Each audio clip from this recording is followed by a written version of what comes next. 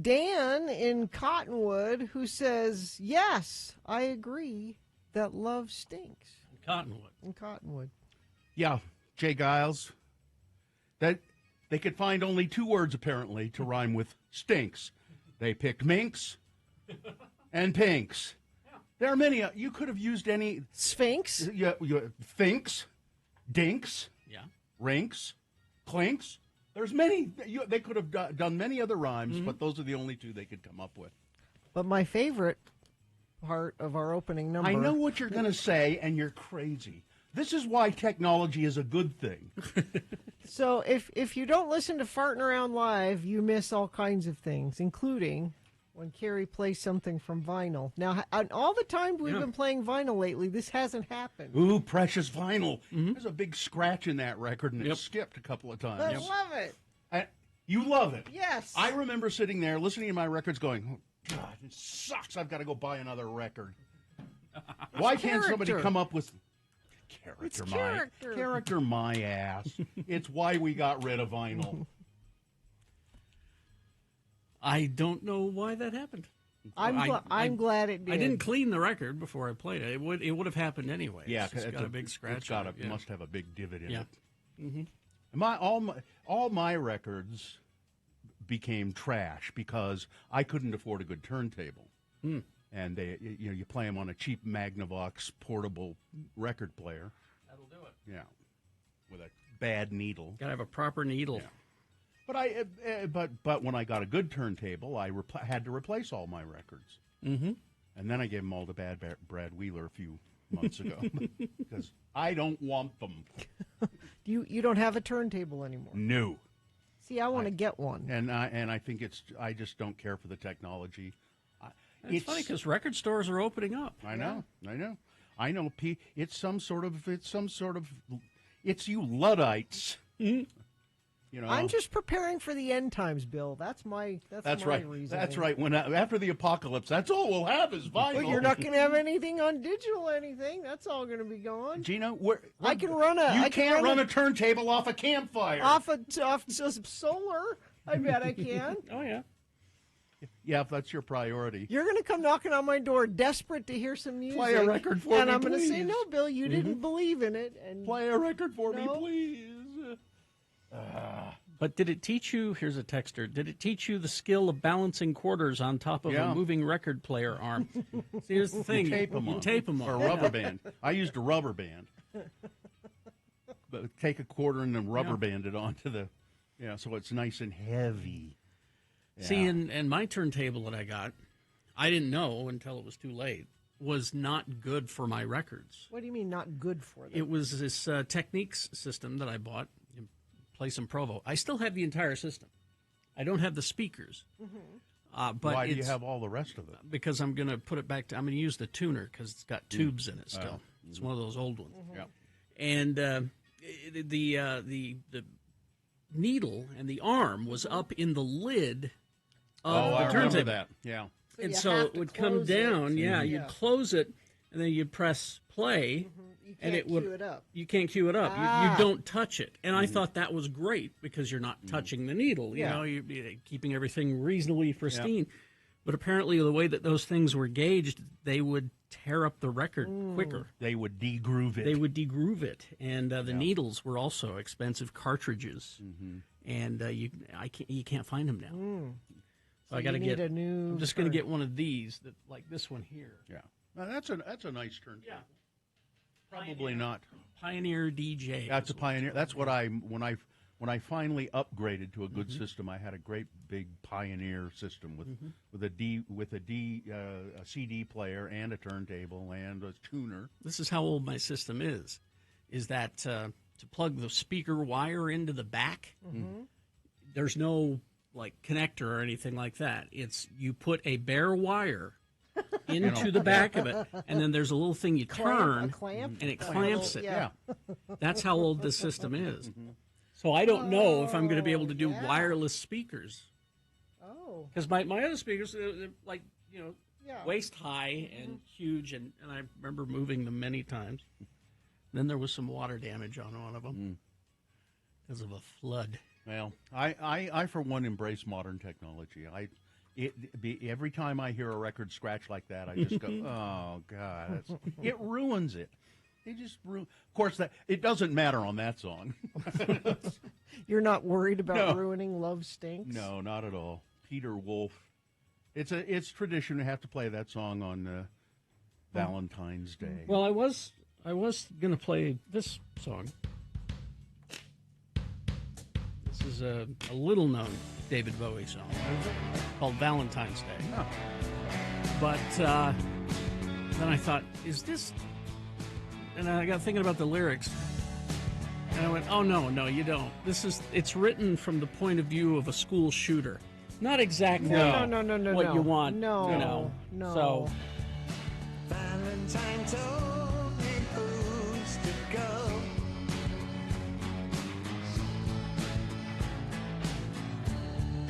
Feelings he's treasured most of all. So I decided... Could have played Lionel Richie, Endless Love. And, Oh, Gina would have loved that. Yeah. I nearly played this. There we go. Let me cue into it here.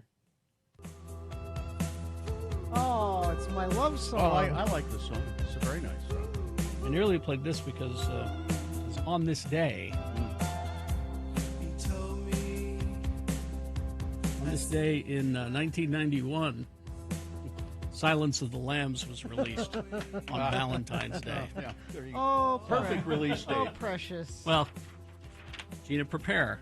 Oh. Beat Gina questions are all about, just in time for Valentine's Day, Silence of the Lambs. Yay! Could have played "Can't Take My Eyes Off of You" by Frankie Valli. Oh, there are a lot of them. Yeah. But for this, Let's Stay Together.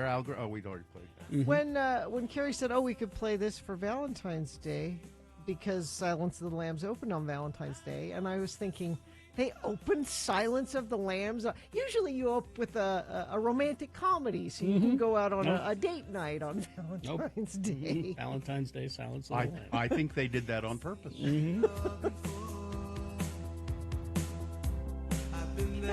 Carrie's doing the dance. He's even doing the tuck for those of you who don't. That's right. Because this is what you miss if you don't tune in early. I had the opportunity to say to Ted Levine, and when you did the tuck, don't remind me of that. He said, That's all anybody wants to talk about. Everybody wants to talk I have about this the- great body of work. and My I'm- wife is right in there, so don't talk about it. This has been Farting Around with Carrie, Bill, and Gina on X96 Radio from Hell. All right. Oh, okay now. Let's take a break here, and then check in with us if you will after we come back from the commercial break. 877-602-9696 is the number to call. You can talk to us. What are you doing for Valentine's Day? Are you doing something special today? Are you waiting till the weekend? What have you got planned? 877-602-9696 is the number to call and check in with us. We like to hear from you in the morning. You can also text us if you like, 33986. All right. Let's see. Renaissance Ranch. This is an addiction recovery center, Renaissance Ranch is. And if you or someone you love is struggling with addiction, this is the place you want to contact. It's hard to reach out, but if you have a serious problem or a loved one has a serious problem, please don't hesitate. Reach out to Renaissance Ranch. Help is there. It's local, family-owned addiction treatment center, and it's designed for male patients specifically. You should know that. And they offer residential and outpatient services. They're staffed by recovering addicts who have great empathy because they know what you're going through. They've been there, and they can help you through your addiction. Help really is there. Schedule a free consultation and read compelling success stories online. You'll find them at renaissanceranch.com. That's renaissanceranch.com. And remember, they do accept most private insurance plans, which is a great thing. renaissanceranch.com.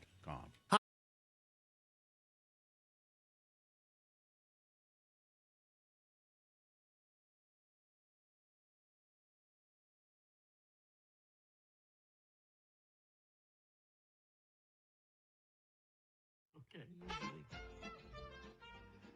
Oh, maybe you aren't the smartest person on your block.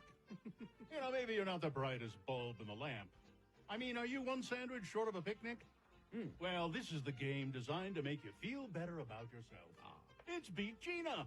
I'm Johnny Ola with a dramatic Dodge announcement that catches the season by surprise. Wow. It's the new Swept Wing Dodge with breathtaking new colors, brilliant new styling, bewitching new interiors, all coming to new Swept Wing Dodge. The colors of the Swept Wing Dodge are just a plain knockout. There's poppy red, frosted turquoise, Paris rose. Bold new accents of gleaming chrome bring out new beauty of line and contour. Striking new interiors are color keyed to give a lift to your spirits. We suggest you get into your Dodge dealer now for the finest seasonal tonic that's ever come down the pike. It's new for the season to give you more. Get all the car you're paying for and more. The Swept Wing by Dodge. Thank you. And now, here he is, our own Mr. Brightside, Harry Jackson. The Swept Wing Dodge. Thank you very much. It's the official car of the Radio from Hell I'm show, looking I forward to think. driving one. I am. Lovely. The randomizer has picked your contestant, Gina. You'll be playing against Eddie. Hi, Eddie. Hi there.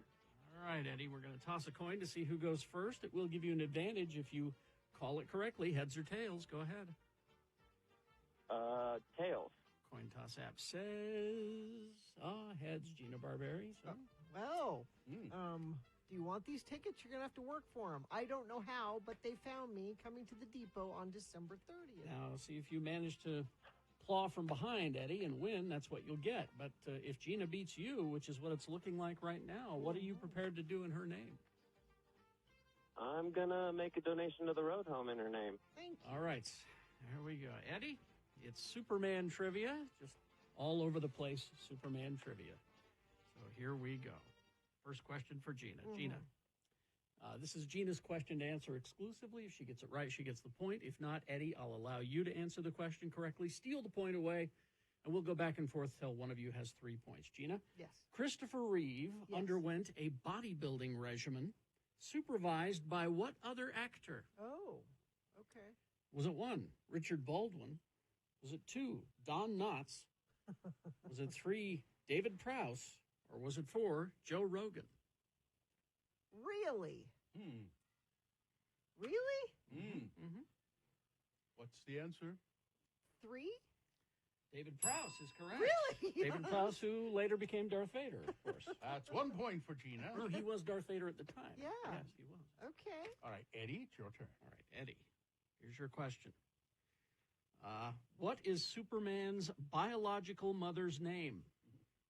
Superman's biological mother's name. Is it 1, K-Tel? Is it 2, Laura? Is it 2, Zual? Or 4, Zool? Number 1. K-Tel? Terribly sorry. No. Yes. No, that's... Discount records. K-Tel is a record company. Yeah. Is this one 3 as well? Zual? No, biological mother. Laura is her name. Biological. You see, Laura. not I know. not from the planet. Oh, she was No, that Kryptonian, would but be. her There name was was someone Laura. named Laura in. Yes, That's a Earth name. it's a trick question, but there it is. Laura. Well, you both blew No it. Laura's Yes, in you did. space. Let's see. So that was Eddie's question. So So we got to go with Gina. Gina's All right. question now. Gina, 1-0. which was one of Superman's sidekicks? Okay. One of these people was Superman's sidekick. Was it 1, misogyny? Is it 2, Dapper Dan? Is it 3, Beppo, the monkey? Or 4, Herbie the robot? Beppo the monkey? Beppo the super monkey. It's 2-0 for Gina. Eddie, you got no points. You better get with it. Eddie, who was another actor? Who was another actor besides Christopher Reeve who was offered the role of Superman? Offered the role, said no. Was it 1, Sam Kinison? Was it 2, Paul Newman? Was it 3, Colonel Sanders? Or was it 4, Robert Redford?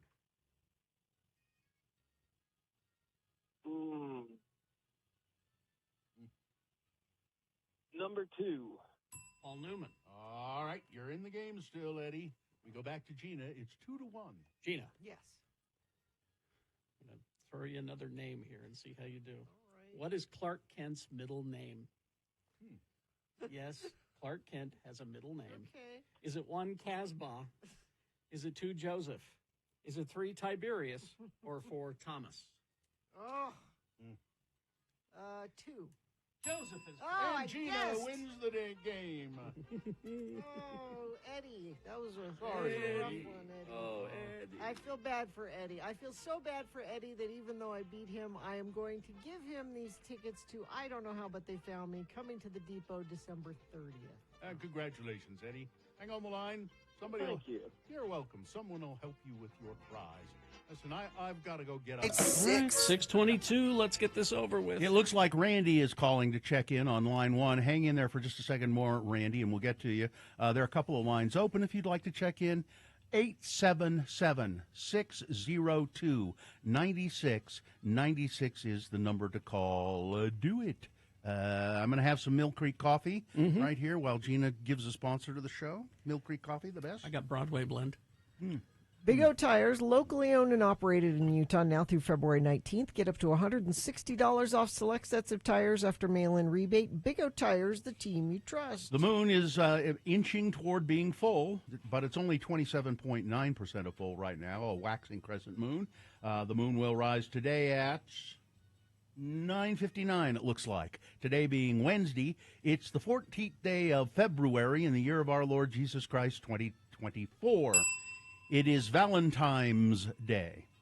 The believed origins of Valentine's Day is that it came from the feast for the patron saint named Valentine by the Roman Catholic Church during the in the 496 AD period, approximately.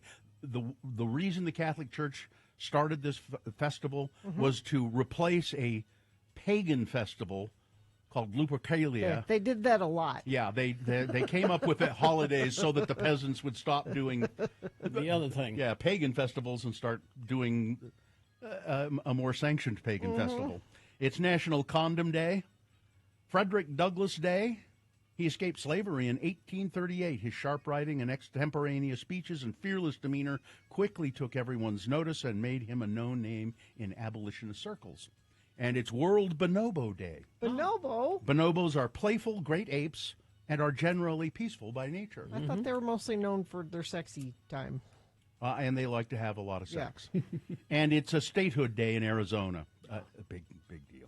Yeah. So maybe you've had the blues, the reds and the pink. One thing's for sure, this show doesn't stink. It's Radio from Hell, starring the Lords of Morning Radio. Carrie Jackson. I'm Bill Allred. That's Gina Barberi. Excuse me. I'm handsome Bill Allred. That's Gina Barberi over there. Katie for short is our fine producer, and the dog and Macy are helping. Let me change that. Macy is helping out, and the dog is sort of helping out. He helps in another way. A bit, yeah. All right. Let's begin with Randy. Hey, Randy, you're calling from Salt Lake. I am. What's up? Well, I just have to say, your commercials for the Valentine's Day and birthday together thing, Yes. today is actually my birthday. Oh. Happy birthday. There we go. So I understand. Yeah. So Understand the, is it always caused some problems for you? I call it my birthday. Okay, you don't celebrate Valentine's Day. You celebrate your birthday. Well, I try to. Today is my birthday, and my father said I can have anything I want. So what are you going to do to celebrate your birthday today, Randy? $1 million. Can you guys do that? No. No, we're in radio. Well, it was worth a try. We give away stuff from our desks. That's Yeah, what we're doing That's these days. that's what it's down to these days. All right. Yeah. Well, happy birthday, Randy. Well, I also live in downtown Salt Lake, and Oh, thank you guys. I really appreciate that. What were you going to say about downtown Salt Lake? Well, I live downtown Salt Lake, too. I'm only a few blocks from the station. That worries me. That's a threat. I could be there No, in I have seconds. my own place. I pay for it. Okay. Okay. My car, All right. I take care of me. I have my own keys. Okay. All right, Randy. Well, thanks for checking in with us. Thanks, Randy. Thanks for having a good morning. See ya. Let's see. Logan the Welder checking in. Happy Valentine's Day to my beautiful wife, Mrs. Logan the Welder. Let's see. Knight Errant checking in safely after spending the night square dancing with wolves in the fields of my dreams. Oh. Oh, man. You had a bad dream. Happy Valentine's to all. A big wooden heart from you, from Ron the Carpenter.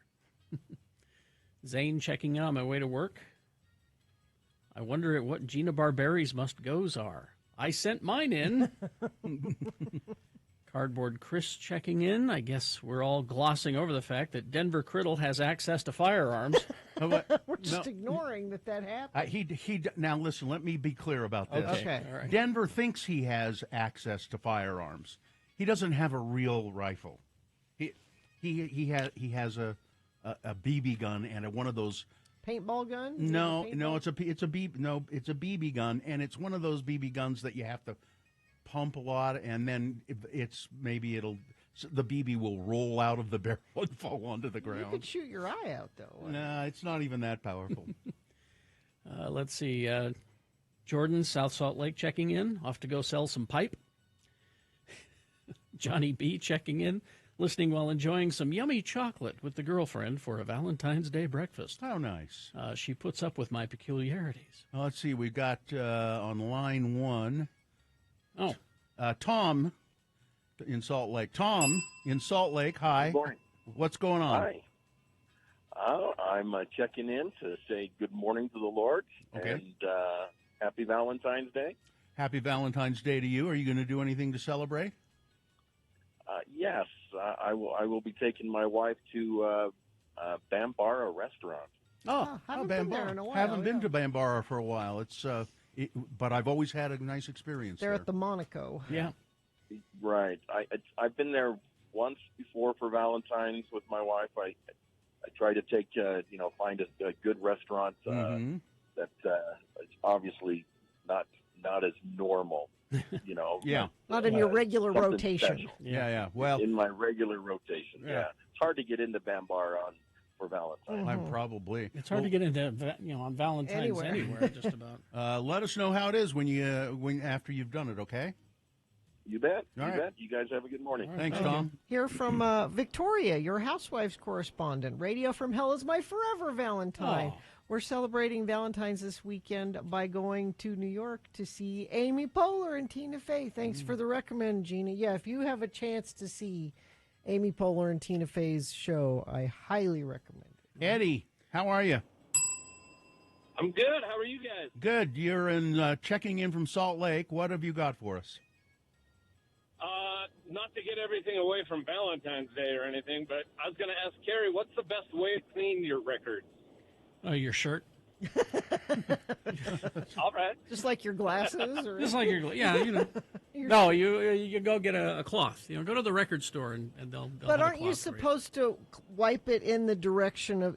Don't wipe it against the groove. Yeah, you wipe it go around with the groove. And I have that theory with toilet paper as well. It used to be there was some kind of fluid that you'd use, but I don't know if that really worked. Yeah. But go with the groove. Well, whenever you buy like old records from the record store, they're like perfectly clean, brand new looking.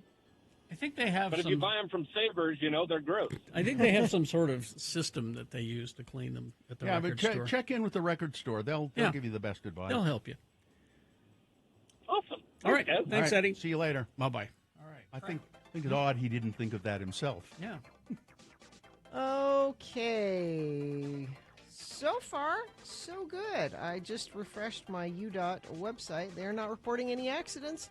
And you haven't sent any in via text, but that's your job, folks. You're all part of the Infinity team. Let us know what's happening out there on the roads. If it's safe for you to text, 33986. Sponsored by Utah First Credit Union's personal checking, where every feature comes standard. Learn more at utahfirst.com. All right. We're going to take a break. We'll be back after some messages and a song with Big Boy News and Opinioendo. And Frank Christ presents They're Fine, They're Just Fine, our Dead Celebrity game. We'll explain that and what you'll win coming up. Things that must go on the way. How are we fixed for those? We good? I mean, we've got enough, but we can always use some more. If something else is bothering you this morning, you can send us a quick email to radiofromhell@x96.com. Don't miss a single moment.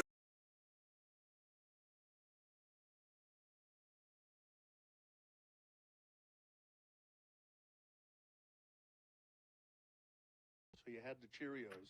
Yeah, they were tricky to find. People people in texting and in our chat room were looking for it. This was a Cheerios exclusive for Valentine's, limited edition run. Mm-hmm. A pink box. That was a pink box, and it was a combination of chocolate Cheerios and strawberry Cheerios. Well, that sounds like it could be very good. You'd think. No. But I went to Winco and I found like the only box I think available. Mm-hmm. I couldn't find an end cap or anything like that. I think I found the one box. Now, literally. Yeah. Do you like in general? Do you like Cheerios? Here's the problem. Okay, so you pour the milk over it, you stir it up, and you can see immediately the strawberry flavor fall off the Cheerios. Mm-hmm. And then you see the chocolate flavor fall off, and it turns into the milk. It makes it chocolate strawberry milk, which is delicious. Which means you're stuck with a bowl of Cheerios now. So that's the only problem. So you don't really care for Cheerios. Not that I hate Cheerios. I just prefer other cereals. If you're a Cheerios fan, this is a wonderful thing. But I like Cheerios quite a bit. I haven't had them for a long time. For me personally, it's just okay. So they just have chocolate and strawberry dust on them. Yeah, well, the chocolate Cheerios are chocolate. They're brown. All the way through. All the way through. So there must be maybe some sort of flavor. Or maybe it's just coloring. I don't know. Mm-hmm. See, I like they have these Cheerios almond clusters. Oh, those are good. Which are really good. Mm-hmm. Oh, yeah. People used to make those homemade. Mm-hmm. Yeah. I like those. So I found a list here, Gina, that sort of has to do with food as well. Okay. And it's a list that you would find very important, I Let think. me see. We've got a couple of minutes here. Sure. Okay. It's this was in the New York Times, actually, and it's by J. Kenji Lopez Alt, who is a big deal in the food world. Okay. The food expiration dates that you should actually follow. Yes, Okay. because I don't like food that is expired. Well, the first thing you should know is expiration dates on food are not expiration dates. Yeah. Ever? No. Food product dating, as the Milk? U.S. Department of Agriculture calls it, is completely voluntary for all products, except for baby food. But it has nothing to do with safety. Gina brought up milk. Okay, because we don't, it's just the two of us in the house, so we buy those small containers of vitamin D milk, cream, whatever it is, Coffee or whatever. Yeah. And I opened one up that was a week and a half past the date. It had not been opened, but it was a week and a half past the date, just fine. Just fine. And it was good. Give it the smell test. Yeah, give it the smell test. It was good for 5 days, and it was great. So you know how we do that in my house is that my wife will open the milk and then say, "Here, taste this," and I'm willing to do it, and I'll taste it and go, nope. So here's some of the food items and their expiration dates. Now there's an expiration date on flour, but you can use it. It'll last forever. There's a difference between expiration dates and best of dates. That's a different thing. Well, or sell by dates. Or sell by, yeah. Yeah, but people think they're all the same. But the dates on food are generally, people think they're expiration dates. We've learned this from our friend Jeanette Bott at the Utah Food Bank, who says, that's right. If you have in your pantry food that says it's expired, bring it to the food bank because... Or eat it. But it's okay to donate food to the food bank if it says it's expired. She said they actually are very good at the food bank of recognizing, well, even though this has this date, it really is fine for another. Let me get to some of the others before we run out of time. Yeah, we're almost done. Bread. Shelf-stable supermarket breads made with oils and preservatives. They can stay soft and not go moldy for weeks past the date on them. Beans, of course. Spices. What about canned and jarred foods? Well, if there's no sign of spoilage or rust, they're good pretty much indefinitely. Yeah. As long as, there's... I'm counting on that for the apocalypse. Oils, even rancidity-prone unrefined oils, if they're stored in sealed cans, will last forever. Mustard lasts forever. Ketchup will start to turn color before the year is out, but it's still edible. It's fine. It just starts getting dark in color. Yeah, that's when I get nervous, is when it gets darker. And you don't have to... Now, we do, and I think most people, but you don't have to refrigerate your ketchup. We do. You can just leave it on the shelf. They don't at restaurants. Well, okay, but I'm just saying, you know why they don't and why The main reason is because if you don't put it in the refrigerator, it starts to turn dark quicker. Mayonnaise has a very long shelf life. Eggs, you know what a rotten egg smells like. Mm-hmm. You will very seldom find one. They're good forever. And apparently people say eggs you keep your eggs in the refrigerator. They're best if they've been in the refrigerator for a week or more. Eggs. They get better. And if you go to Mexico, eggs are not refrigerated. Well, my sister has chickens, and she just has them in her pantry. Yeah. And she says they keep forever. Yeah, you just have to wash them off. Yeah. So that's what, in America, they wash the eggs and put them in the supermarket, which is stupid. You should just leave them. You go to Mexico or other countries. You like salmonella? Yeah, that's right. No, I want ants. Oh, here's milk, Carrie. Yes. Milk says milk does go bad, but it'll take a long time past the date on it. And if you want super long-lasting milk, they do have that's this ultra-high temperature milk in cartons. Yeah, the lactose-free, it lasts longer, too.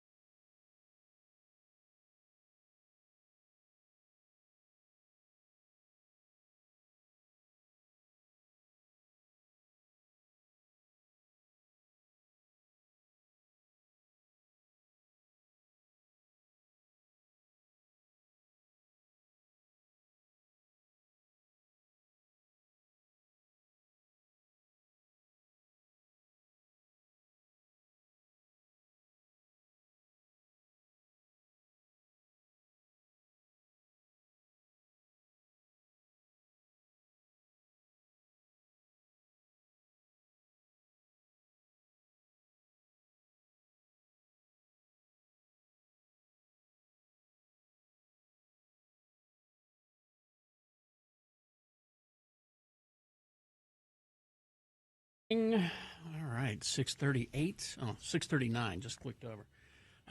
We've got big boy news right now. Right after that, it's Frank Christ Presents They're Fine, They're Just Fine. It's the dead celebrity game. We're going to give you 4 celebrity names. 3 of them are fine. 1 of them dead. Pick the dead one correctly. You'll win what?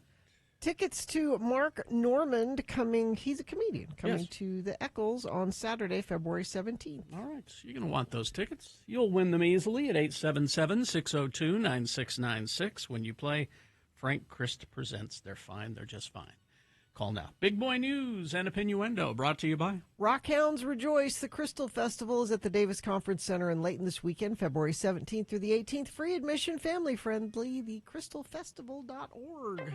Tragedy, one of a kind, an original. People said he was crazy, but he went ahead with his plan. William Post. Oh, yes. Known to his friends as Bill. Not Posty? Known to his friends as Bill.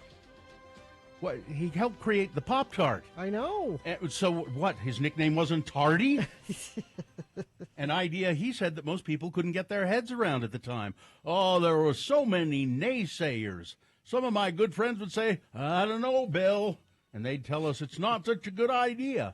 Post had been plant manager at the Heckman Biscuit Company, a regional baker that was part of the company that would become Keebler when Kellogg's came calling with an idea in 1964. Post told interviewers he was used to making a single sheet of dough like for a cracker.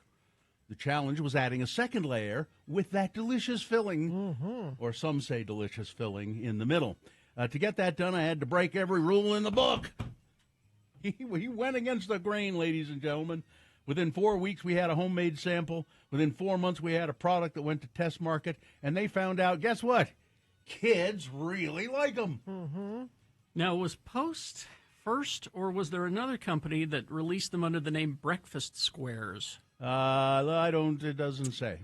As I recall, there was the first one on the market was Breakfast Squares. Pop-Tarts were unfrosted initially. Icing was added a few years later.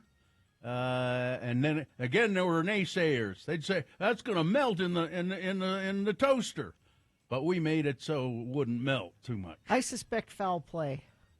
Foul play? Well, Jerry Seinfeld is currently working on a movie about the creation of the Pop-Tart. I think he killed him so it'd bring more attention to the Pop-Tart. Uh-huh. Other thing about the Pop-Tart, if you haven't watched the Gary Goldman Netflix special, he does a whole bit on Pop-Tarts. And I had this exact experience when I was a kid. Yes. Because my mom would buy a box of Pop-Tarts, and they come 2 tarts wrapped in a package together. Yes. Sure. Which would indicate that that is a serving of Pop-Tarts. Yeah. The 2 together. And there are 2 slots in the toaster. We were not allowed to eat both. We had to share. We could have 1 Pop-Tart. Good for your mother. That's my Aunt Shirley. Good for your mother. But you know what I did as soon as I was old enough to move out of the house? I bought a box of Pop-Tarts. And you claim that you are not a rebel. And you claim that you haven't had experiences. And I called my mom and said, guess what I'm doing? I'm eating the second Pop-Tart. You claim that you haven't had experiences in life. I've lived. What an experience. You've stomped on the terra. An assisted living home in St. George, to get serious here now, is in danger of losing its license. Why? Because they found a female resident with dementia with hypothermia and frostbite in the freezer in the kitchen. Oh, man. The woman later died. According to a report from the Utah Department of Health and Human Services, as well as the family of the deceased, 75-year-old Ricky Rubik was found by staff inside a locked kitchen freezer of the Meadows at Escalante Assisted Care Facility. According to Rubik's family, when she was found, her body temperature was 79 degrees. She died 4 days later at St. George Regional Hospital. St. George police say there will not be a criminal investigation, but the state health department has placed the Meadows on a conditional license through June 30th, meaning that the provider is at risk of losing their license because compliance with licensing rules has not been maintained. Suzanne Whitehead is one of the 9 plaintiffs who have filed lawsuits against Tim Ballard and the nonprofit he founded, Operation Underground Railroad. She says she has proof, audio recordings, showing that OUR lied to the public about saving children. Her civil suit was the 4th case to be filed against Ballard and OUR. It's the only case not focused on Ballard's alleged sexual misconduct. Instead, it accuses OUR and its representatives of trying to silence her when she voiced concerns about the organization on social media. Utah Attorney General Sean Reyes was also named as a defendant, but Ms. Whitehead agreed to drop the case against him after Reyes met with her to personally apologize and promise not to seek re-election, although Whitehead says, he still hasn't earned my trust, and I'll refile against him if new evidence comes to light. What she's saying is that underground, she was in Nepal working at a shelter there for children, and, volunteering and doing social work and all of that. And she said OUR came around with this tape saying one of the girls in the shelter had been trafficked. And that was absolutely not true, she said. But they were using it for fundraising purposes. And she said, I kept telling them, this is not true. You are lying about this. But they went ahead and did it anyway. Over 100 demonstrators blocked the intersection at 4th South and 4th West in Salt Lake last night. According to the police, they were managing the gathering near Pioneer Park, about 150 people standing in the intersection. The purpose of the demonstration was unclear, it says here in this report from Channel 2. However, chants of free Palestine. So why was it unclear? Seemed clear to me. Yeah, I would say. Billionaire Matthew Prince. He is second wealthiest person in Utah. Long festering building dispute in Summit County between Prince and the Park City Council. He wants to build a ridiculously large, right in Old Town, up on the hill, a huge house. I mean, they don't want you. Why would you want to build something somewhere where nobody wants you? You are not welcome. Matthew here. Prince, he doesn't care. He's a multi-billionaire. He is the founder of the tech company Cloudflare. He's the second wealthiest Utahn behind Gail Miller. He wants a final decision Wednesday from the Park City Planning Commission on whether or not to approve the construction of his massive mansion. The planning commission last year balked at the proposal, and Mr. Prince's lobbyist, this is what you can do when you're a wealthy person. Mr. Prince's lobbyist tried to slip a provision into an affordable housing bill in the Utah State Legislature that would have usurped the local authorities and let him build the home. The plan fell apart after the Salt Lake Tribune and the Park Record reported on the plan. But they were going to go ahead with this, and there are legislators who are going to allow this. You know what you could actually do if you're a billionaire? Help people that need affordable housing. That's what you could do. Nah. Why wouldn't you do that? Nah. You build some enormous house where nobody wants 11,300 square footprint, not including a large underground parking structure, deck space, and an underground accessory building. It would have 4 stories with 2 stories of floor-to-ceiling windows. Well, sounds pretty nice place, huh? It's just going to, and he's trying to, if you get lobbyists and they go to the legislature, and it's just so dirty and awful. Yep. Democratic former Representative Tom Sozzi is heading back to Congress after he won the special election in New York's 3rd District to replace George Santos. George Santos was a Republican. Mr. Sozzi is a Democrat. He'll have to run again in November. This is just temporary. He'll have to run again. He says he's planning to. Let's see. You better get used to it, all you naysayers, you Biden naysayers out there. President Biden is running for president. Yes. He's not going to not run. Exactly. He's going to run. And I got my ballot in the mail yesterday. You did? Yes, I did. Already, huh? I changed my affiliation to Democrat. Oh, you did? So that I could vote in the Democratic primary for Joseph R. Biden. Oh, okay. Is there anybody else on there? Yes. Gabriel Cornejo. No idea. Marianne Williamson, who has dropped out. Yeah. Frank Lozada. No idea. And Dean Benson Phillips. He's still in it. Dean Phillips. I don't know who that is. Yeah, he's the Congress. Was he a congressman? I don't know. Yeah, I don't know who he is. He's a loser. But this, I switched my affiliation to. There you go. Purposely, so that I could say, look, I'm a Utahn and I want Joe Biden for president. There you go. Yeah, he's a representative from Minnesota. Yeah. Okay. And when life gives you lemons, be sure to stow one away for the next 100 years or so, because it could end up making you over $1,000. A lemon from 1739 sold for $1,800 at auction. I don't know. I don't know why. The auction found the auction house found the lemon hidden away in a cabinet from the 19th century. Okay. The cabinet went up for auction, sold for around $40, but we thought we'd have some fun with it, and we put up the lemon for auction, and somebody bought it for $1,800. Bought the lemon. Yeah. Oh. It's got words carved into it.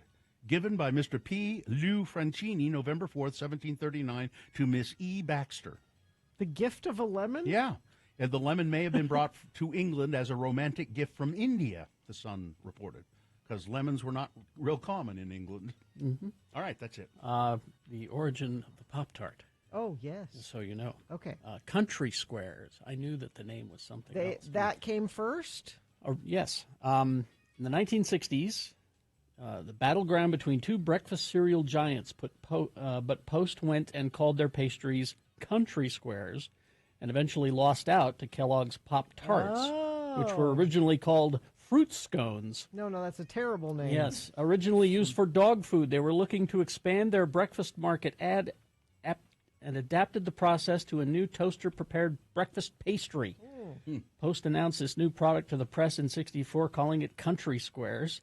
They sold poorly compared to Pop-Tarts, and Post changed the product's name to Toast-'em Pop-Ups in 1965. No, that's not good either. In '71, Post sold the rights to the name and the product to the Schulz and Birch Biscuit Company, which still produces Toast-'em Pop-Ups today. There was another one, too, that was a classier version of a Pop-Tart. The Toaster Strudel.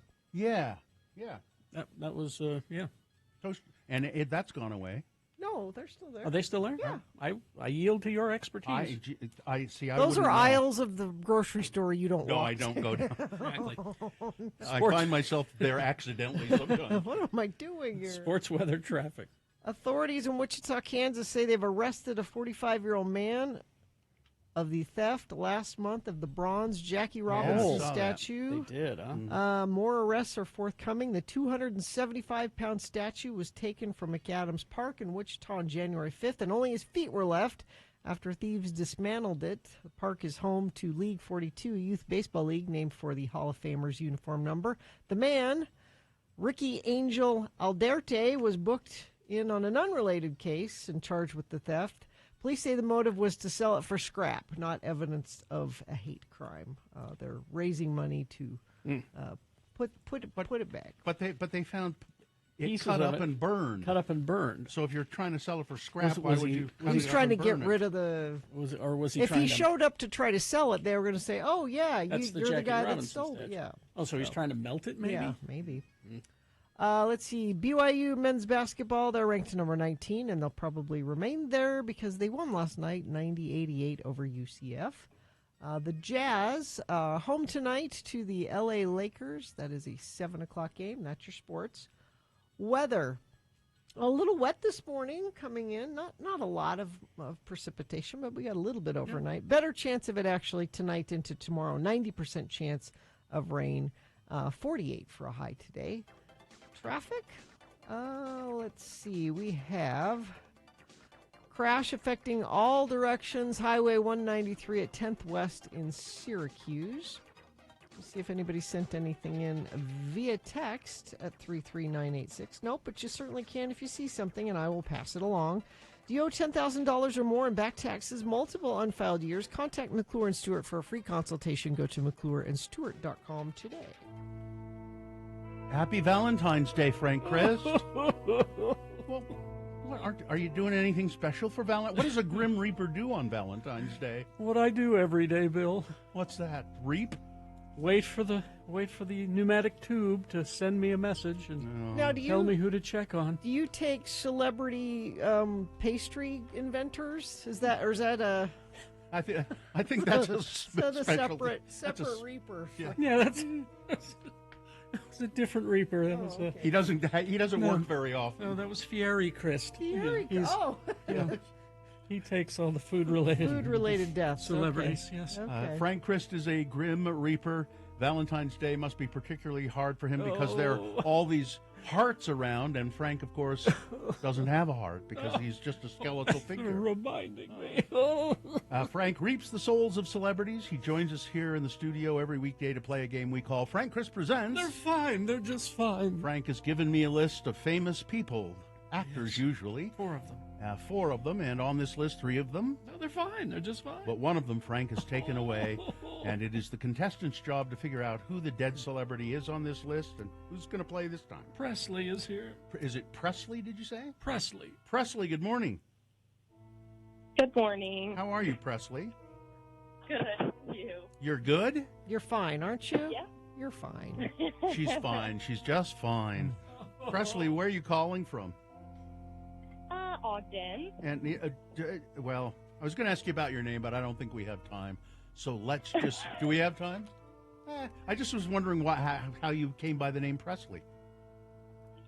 Well, my parents were fans of Elvis. Is that really is the reason? Oh, you were going to say they were fans of Priscilla. Yeah. Big Priscilla fans. Priscilla. Well, I think it's a very nice name. Have you enjoyed having it?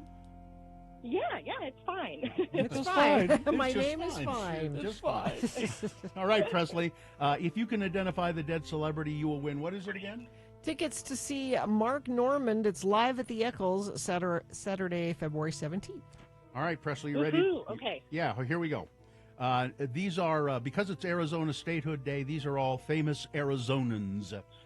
Number 1. Oh, gosh. Yeah, gosh. Number 1, from Tucson, Arizona.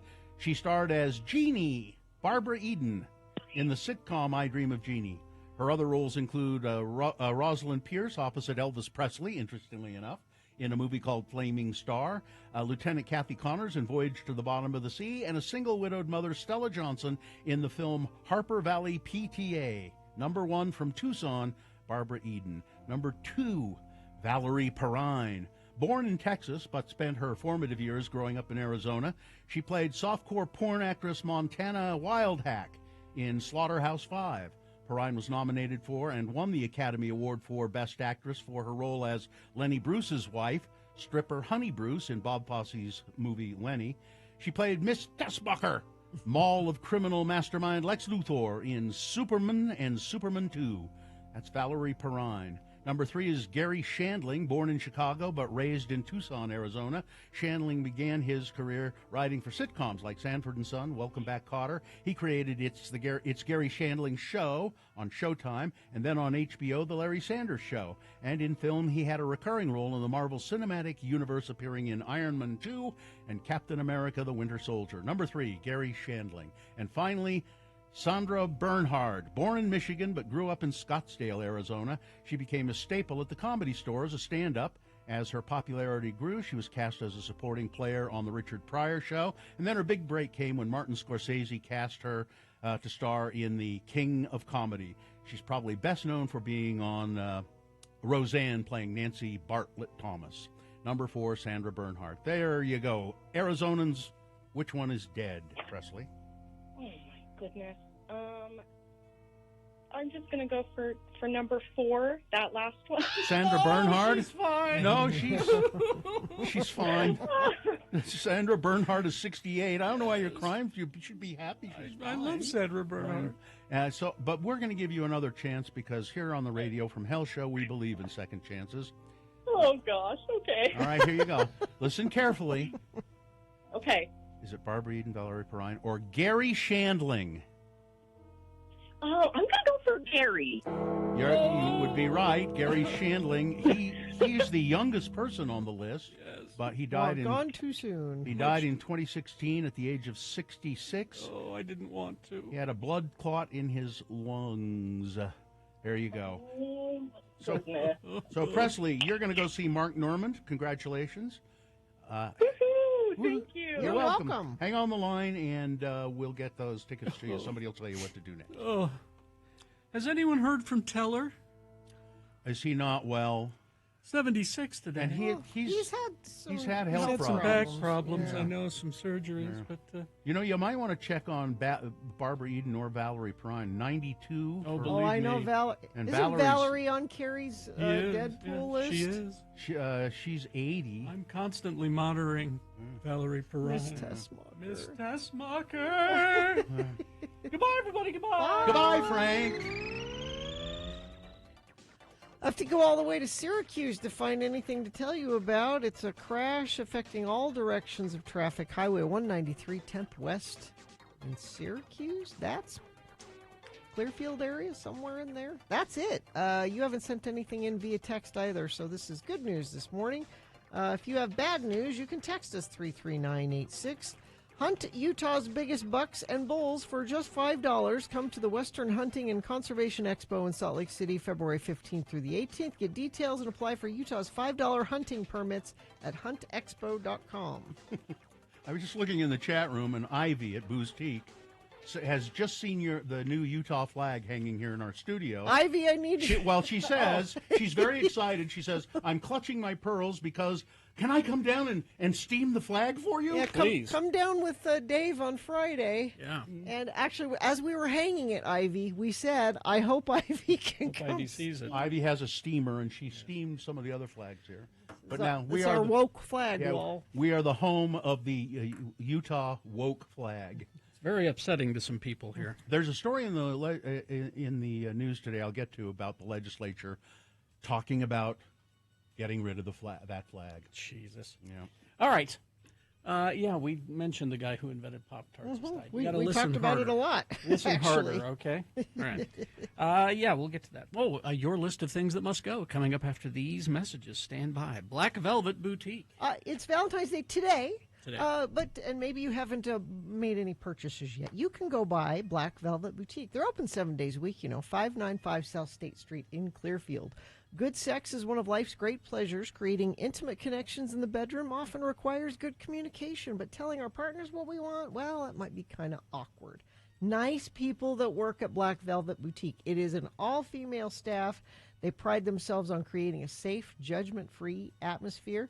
Think of them as a sexual resource. They're available to answer your questions discreetly, provide suggestions. Visit them to shop for intimate bedroom toys, lingerie, massage oils, books. Enjoy the best parts about being an adult at Black Velvet Boutique. Locally owned and operated entirely by women since 2000. They're open 7 days a week, like I said. 595 South State Street in Clearfield, or you can find them online at blackvelvetboutique.com. Imagine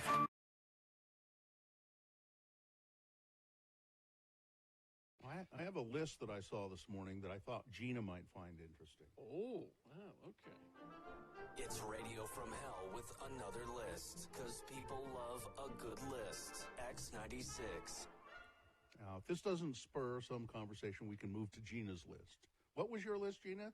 It's the things that precautions you take that might kill you, right? That's important information as well. But this is 5 signs that you and your partner are not compatible intellectually. You know, like one of you's really smart. Why did you want me to have that? Like one of you's really smart and one of you's not so smart.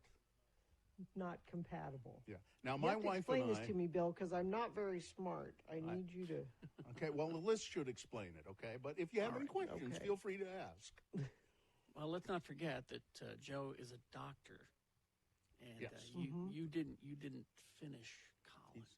He's a scientist. Why does that always have to come up? Why is that Because it's true. So I here's... mean, There's I lots feel of like things that are true. Listen, I feel like I can bring it up because I didn't even go to college. Okay. All right. All So, right. What's the list? Here are the signs that you and your partner are not compatible intellectually. Doesn't have anything to do with education, really. It has to do with intellectual abilities. All right. That's different. Number 1, your partner feels superior and you feel inferior in the bonding. He acts like a teacher all the time when the two of you talk. He always tries to make you realize that you're wrong and that he's right. No, that's you. You're the one that does that. Of course, Gina, we're kind of married, Bill. So Gina, I'm just asking you to consider these things privately. I don't need you. I don't need you to weigh in. I just want you to think about it. Okay. Number 2, when you two are not intellectually compatible, then you feel bored in the relationship. So you call friends and family members to get the mental stimulation that you're lacking in your relationship. Or you have a food mistress that you go at. Or you have a food mistress that you go someplace with. It's true. Number 3. People who always feel like competing with each other while having a conversation. Sometimes competition is fun in a relationship, but it cannot be the usual case. It's okay to be a little competitive sometimes, but you shouldn't feel like you're always in competition with your spouse. Number 4, if you can't have a deep conversation at all after having small talk, then there's a big issue in the bonding, which needs to get fixed. How do you even get to the point of getting married if you can't do that before? Well, this is I think this is advice, a lot of advice. These are things you should have considered, or perhaps Joe should have considered before he married you. But he was just blinded by your beauty, I think. No, that wasn't it. Number 5, the last one. If you need any advice from your partner about something, then instead of giving it, they will start talking about themselves for giving examples on the same topic. When people are not compatible intellectually, they often tend to do this. So it's not quite clear, is it? No, I don't understand that one. So really. If you want some help advice, me, smarter person. So if you want some advice from your partner, what do you think I ought to do about this? They say, well, here's how I would do it. This is what I would do. I've had this experience, and this is what I do, and this is it's all becomes centric, rather than, well, given your limited abilities, maybe you you couldn't possibly handle this the same way I would. You don't have the capacity to deal with this in the way that I would deal with it. Given your small thinking,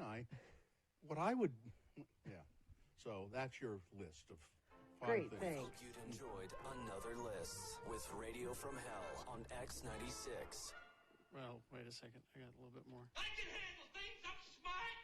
Like dumb, I'm smart, and I want respect. Yeah, what he said. Fredo. All right.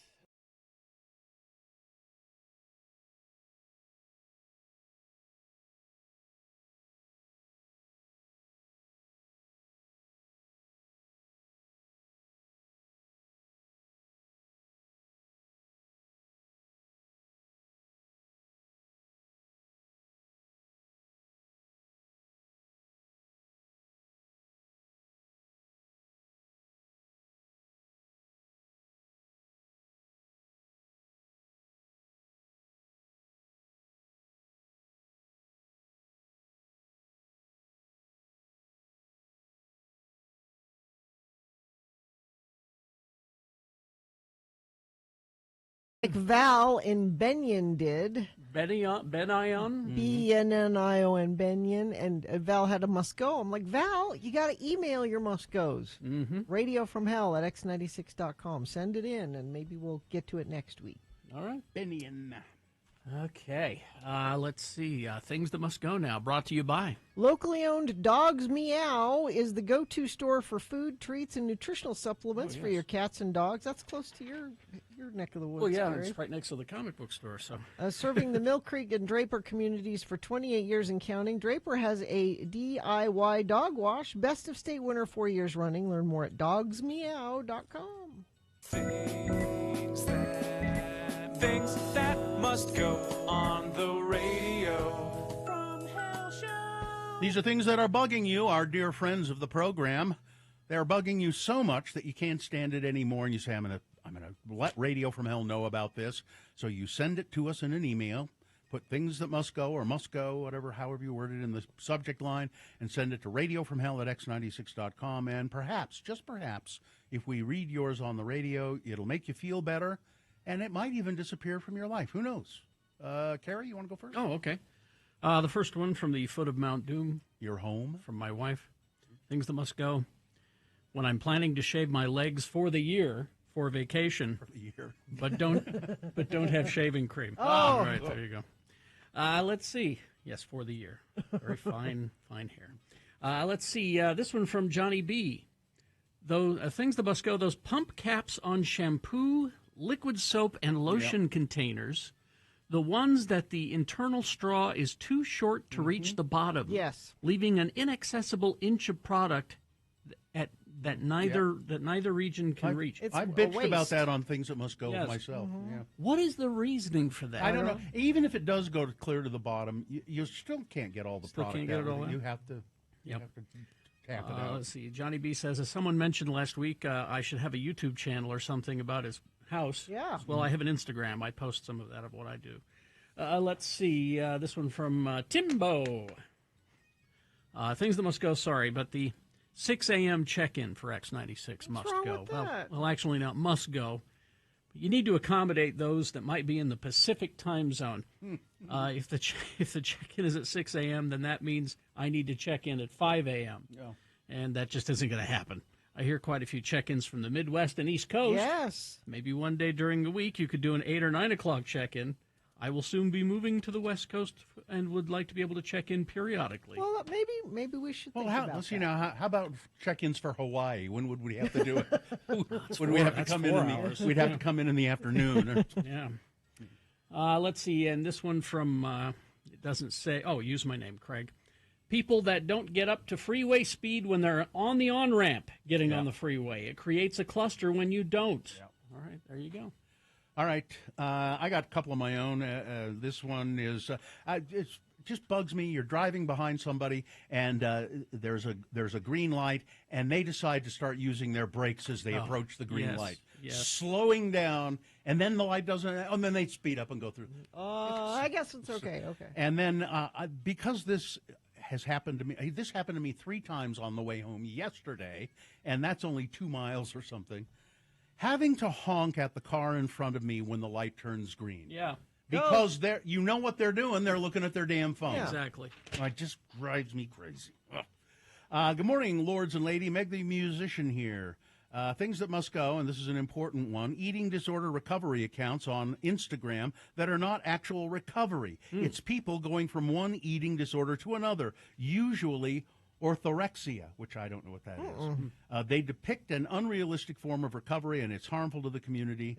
Thanks for letting me listen. A bonus, if there's time, also before and after recovery pictures. If you've suffered from an eating disorder, you know how triggering that is. You can't promote recovery and also share photos that reinforce the idea that eating disorders have a certain look. It keeps thousands from seeking help because they do think that they are sick enough.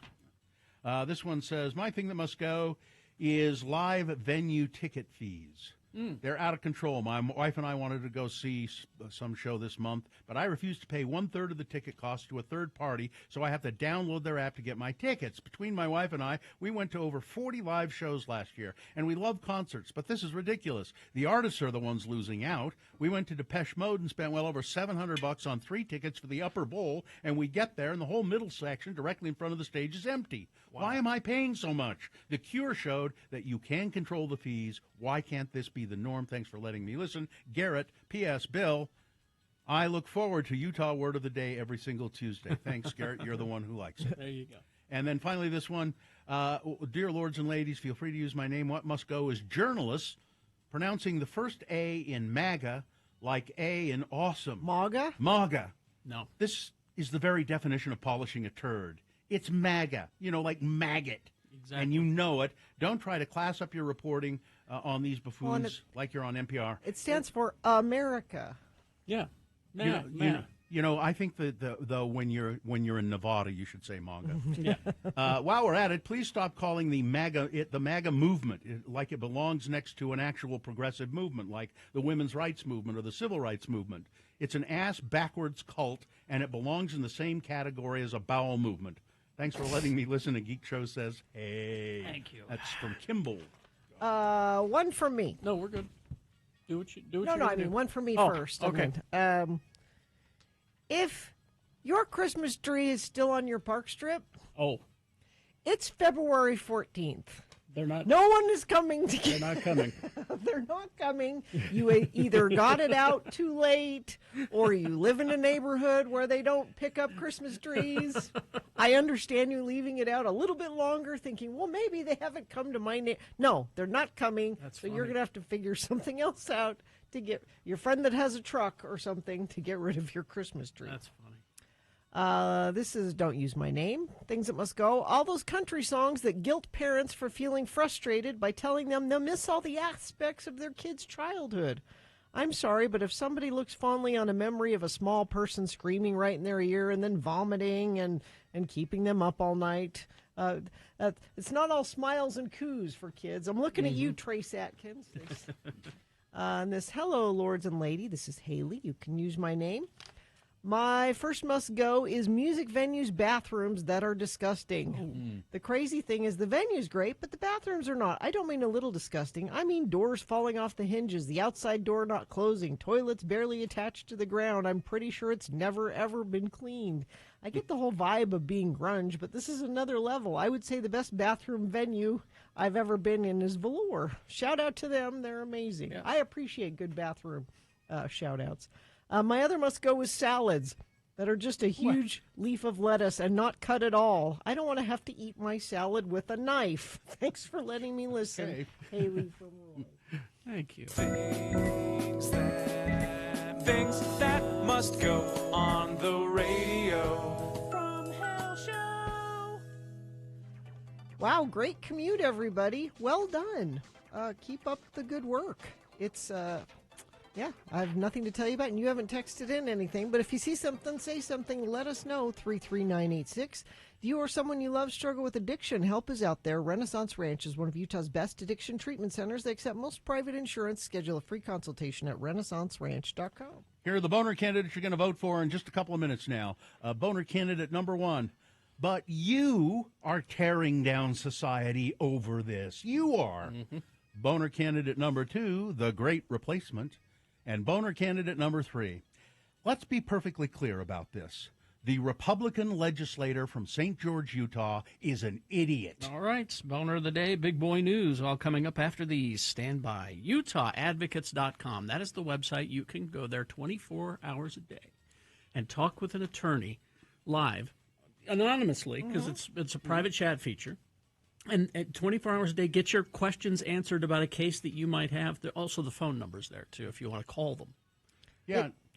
Gina was just congratulating you on a nice drive with no accidents, and that's great.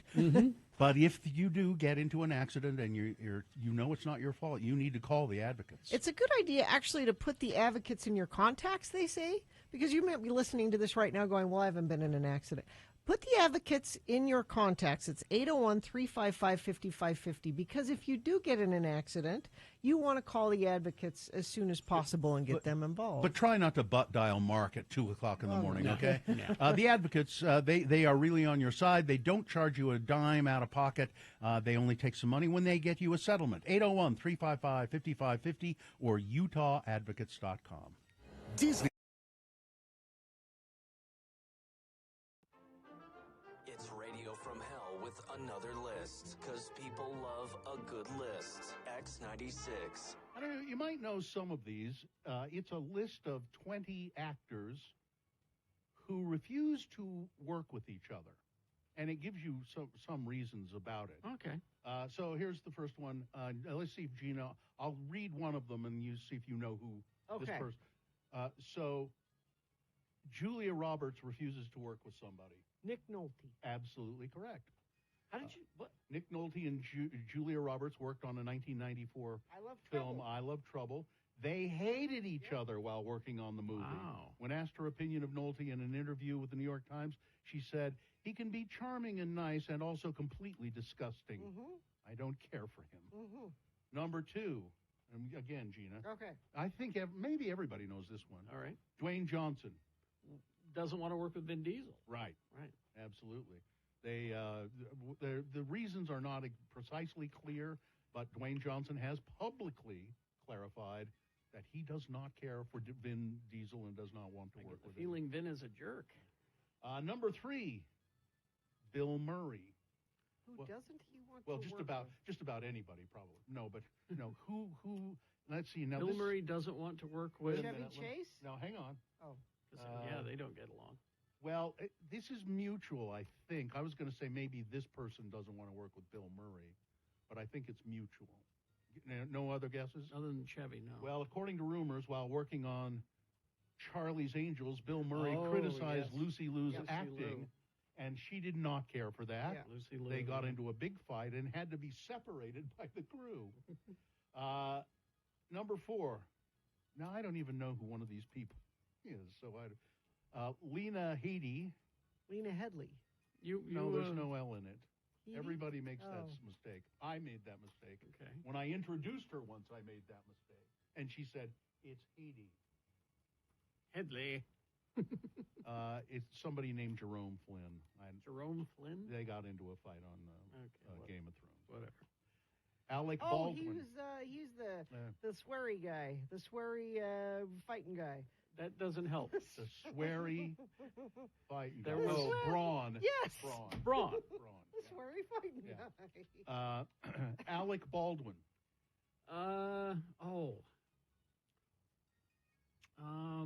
A lot Any of guess? people. A lot of people probably. don't like him, yeah. This is a particular one. Okay. Shia LaBeouf. Yeah. Yeah, I Uh, can see that. When they were doing a Broadway play, Alec Baldwin was attacked by Shia LaBeouf for not memorizing his lines. I can see that too. He then asked the production to let him quit. Baldwin did, and they instead chose to fire LaBeouf. Oh. Sylvester Stallone doesn't want to work with somebody. He's mad at. Just lately, he's mad at the producer of Rocky IV. These people he got into a fist fight with this person while on the set of The Lords of Flatbush. Oh. A long time ago. Fonzie? Richard Gere. Oh, he doesn't like Gere? Yeah, they got into a fist fight. Now, it doesn't say why, and that nobody knows quite sure. George Clooney. Jim Clumby? Does Who would not. Clooney not want to work with? He just doesn't want to work with his people at all. And he has a good reason. Okay. Russell Crowe. Yeah, I can see that. Russell Yeah. Crowe picked a fight with me. He picked a fight with me for no reason at all, and he put out this thing saying George Clooney, Harrison Ford, and Robert De Niro are sellouts. Clooney shared in an interview with Esquire that the actors have not worked together in a movie ever since that happened. Number 8. Well, James Franco, I don't know. Nobody gets along. Yeah, nobody likes James Franco anymore. This is an interesting one. Wesley Snipes. Snipes does not The want to work government. with. He doesn't want to work with the government. Exactly, the IRS. It's the other person who doesn't want to work. Doesn't with want to work with Wesley Wesley Snipes. They did a movie together. Which movie? A Blade movie, I'll bet. Mm-hmm. Blade Trinity. It's Ryan Reynolds. Ryan Reynolds does not want to work with Snipes. He will not work with Wesley Snipes ever again, he said. I can see that. According to the crew, Snipes was constantly chilling out during the shooting process, and Ryan had to work mostly with his stunt double. Yeah, I can see that. Oh, this is too bad because I feel bad for... Now, this is Kevin Smith. You feel bad for Kevin Smith? No, I feel bad for the other person. So Kevin Smith won't work with, or this other person won't work with Kevin Smith? Kevin Smith called this person a bunch of names. Oh. This person is not capable of responding any longer. Bruce Willis. Bruce Willis. Yeah. Yeah. It was the movie Cop Out. Yeah. Apparently, Bruce Willis was very difficult. He criticized his attitude, calling him the unhappiest, most bitter, and meanest emo bitch I'd ever met on any job. He has since apologized, by the way, for his comments. And Bruce Willis, I was just reading something about him yesterday. He is just he's really gone downhill. Yeah, he's not well at all. He has aphasia. He can't talk anymore. Yeah. And that's why he's been doing all of these direct-to-video things. It seems like people were taking advantage of him and his You have one condition. more? I do. I had to click on another link, though, because for some reason it cut One off. more. We'll end on it. Here, well, it says there. Oh no, there isn't another one. Oh, that's it. It's 20. I thought it was going to be 20 couples. It's just 20 people. That's 20 people. So 10 total. So I think I did all of them. Let's see. I did skip one, didn't I? No, I did them all. All right. We hope you'd enjoyed another list with Radio from Hell on X96.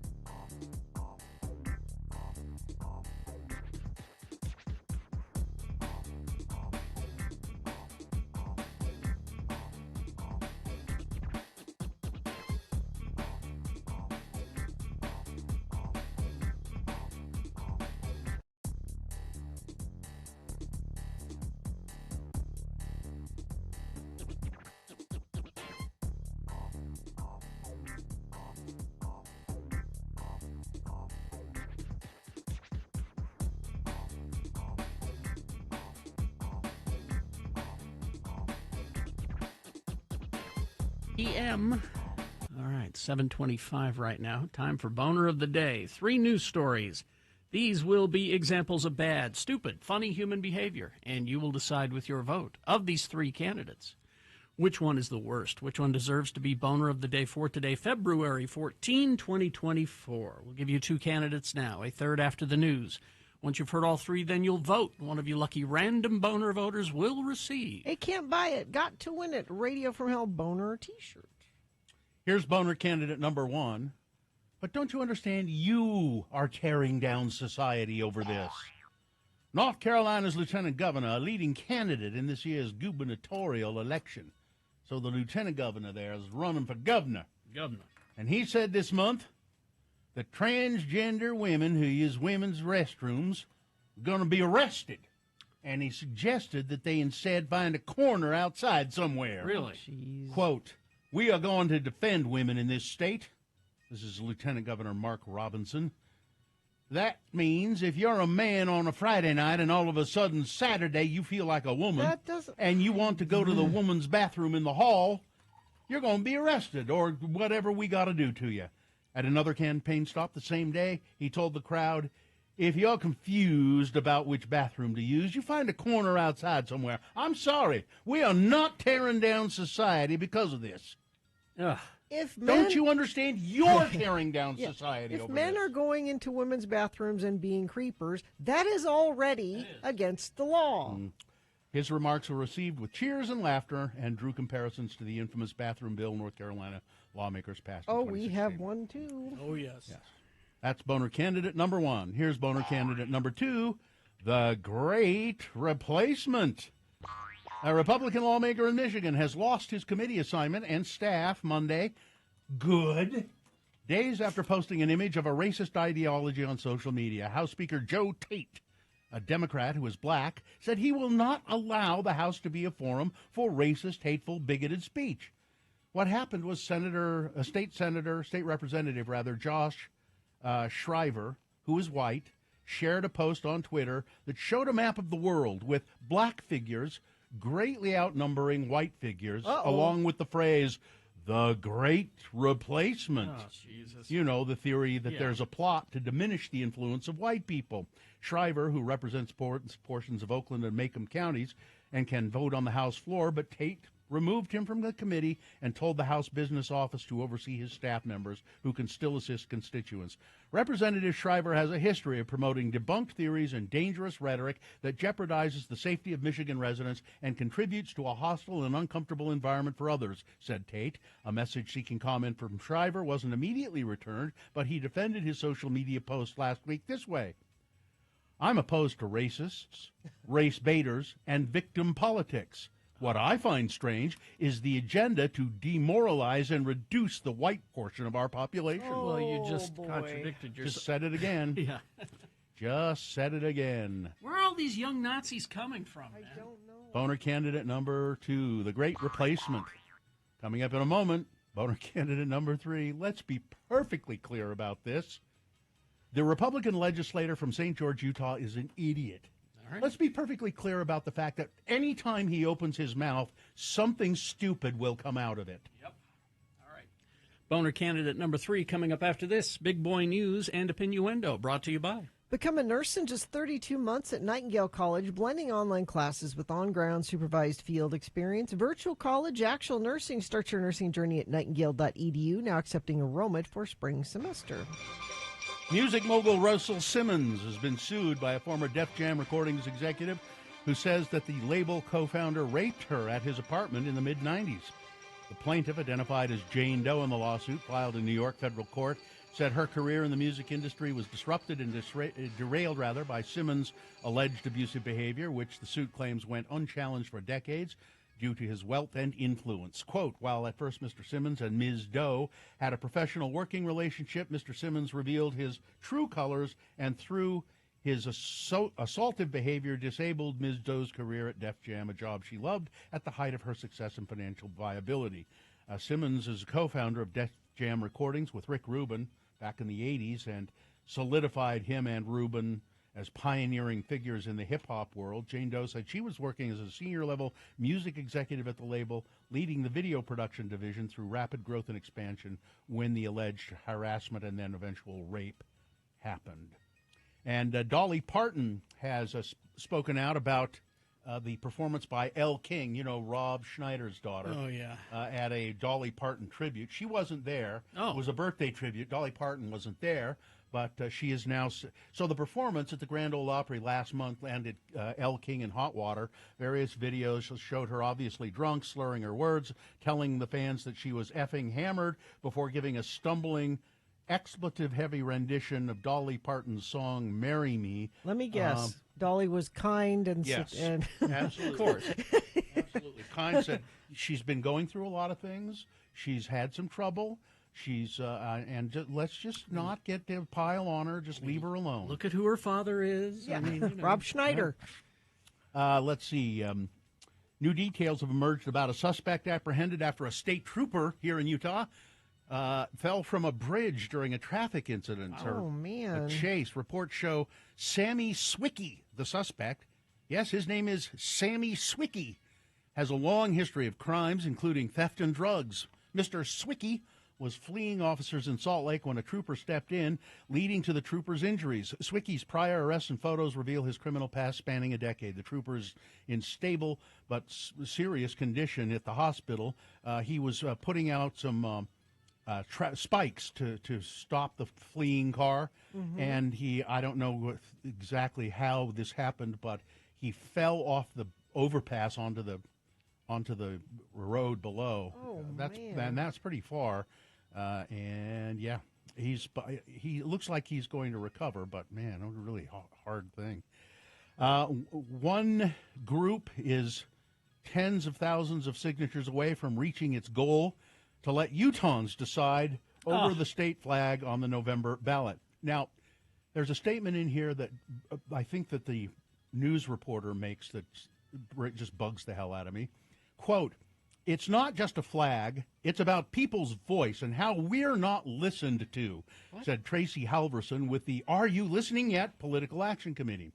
The Citizen Ballot Initiative has until Thursday, February 15th, tomorrow, to collect 134,000 signatures. As of Tuesday, 9 a.m., the Lieutenant Governor's office reports only 80,180, which ought to tell you something, Tracy. It ought to tell you that people they just don't give a damn, or they like the new flag. Yeah. We figure maybe between 110,000 and 115,000 right now, she said. This last week, there's been a huge push, so I'm not sure about those numbers. Then here's the statement in the story I hate. I think this is the reporter. This isn't the only attempt to bring back the old flag. The old flag hasn't gone anywhere. Exactly. God. They're calling it the traditional. The traditional flag has not gone anywhere. When this new flag came about, the woke Utah flag, the one that looks nice. Yeah.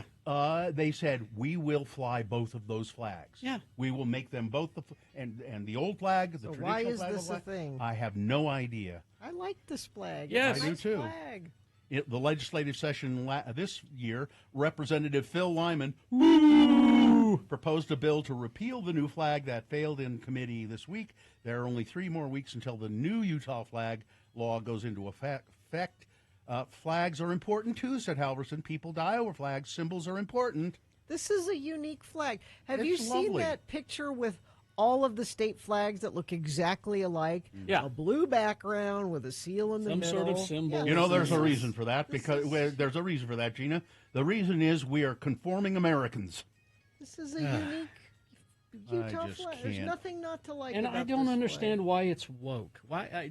Someone explain that to me. Don't know. Because it looks kind of gay, Does it? No. There's nothing. No. The Utah State Board of Education will meet today to secretly discuss taking potential disciplinary action against board member Natalie Klein, who questioned a high school athlete's gender in a since-deleted Facebook post. Bullied. She was bullying. Yeah. That's what she was doing. The special meeting will begin at 3 p.m. today and be held in a closed-door session, meaning discussion will happen in private. Let's see. So the U.S. House, the Republican-controlled U.S. House of Representatives, voted to impeach Democratic President Joe Biden's top border official, Alejandro Mayorkas. Why? Oh, boy, because he's responsible for people dying because he's letting people across the border. And to prove it, we're not going to help him in any way possible. And the other reason is, this whole Hunter Biden thing's kind of fizzled out, so we needed something. There's nothing there. We needed something. Absolutely nothing there. You notice that they're not talking about that anymore because they don't their have anything. star witness, I think they were interviewing him yesterday, and everyone that was there was like, he has not. This is their star witness. Yeah. He has nothing. In Washington, D.C., let's see, judges will face choices that affect when, where, and whether Donald Trump stands trial. His Washington, D.C. case, the Supreme Court may signal whether it will quickly resolve Trump's claim that he is immune from federal charges stemming from his effort to subvert the 2020 election. In his Georgia case, where Trump is facing state charges related to the 2020 election, a judge has scheduled a Thursday hearing to examine an effort by Trump and several co-defendants to disqualify the prosecutors. And in his Florida case, a judge is weighing Trump's latest motion to postpone key deadlines. A likely producer to delaying the May 20th trial on charges of hoarding classified records at Mar-a-Lago. By the way, Mar-a-Lago built by that Bill Post, that just Pop-Tart died? guy. Yeah, built by one of his for progenitors. His children? No, his He is the child of somebody who built it, I think. Oh, or maybe it's his daughter. I thought it was his daughter. It was a post that built it anyway. Yeah. And finally, this. Oh, by the way, the Florida case that Trump is. It's his judge, so she's gonna, Yeah. And kiwi fruit. Ooh, I like a kiwi. I don't really ever think about kiwi. I mean, You when should I've think had about them, kiwi. when I think about them, when I've had them, I like them. But perhaps they say kiwi fruit is a simple, delicious way to enhance your mood, energy, and overall well-being. Okay. Recent research leveraging the power of technology and natural nutrition has uncovered the kiwi fruit has been identified as a potent mood enhancer capable of providing significant uplift in spirits within just 4 days, according to recent research. This soft green fruit stands out for its high vitamin C content, previously linked to enhanced mood, vitality, well-being, and reduced depression symptoms. I'm going to pick some up today. All right, that's it. Weather, traffic. Well, let's see. 37 right now, going to get up to a high of 48. We had a little spotty sprinkle overnight last night. Better chance of that tonight and tomorrow. 90% chance of rain likely tomorrow. 47 for a high. That's why it's rain and not snow. And we stay in the upper 40s to low 50s, it looks like, through the weekend with a chance of rain on Friday. Also Sunday looks like rain likely then as well. We have had a awesome commute this morning. UDOT hasn't reported anything at all in the last hour, and you're not reporting anything either. But if you see something, doesn't have to be an accident necessarily, can just be a report that all clear. We can get those too. Send them in, 33986.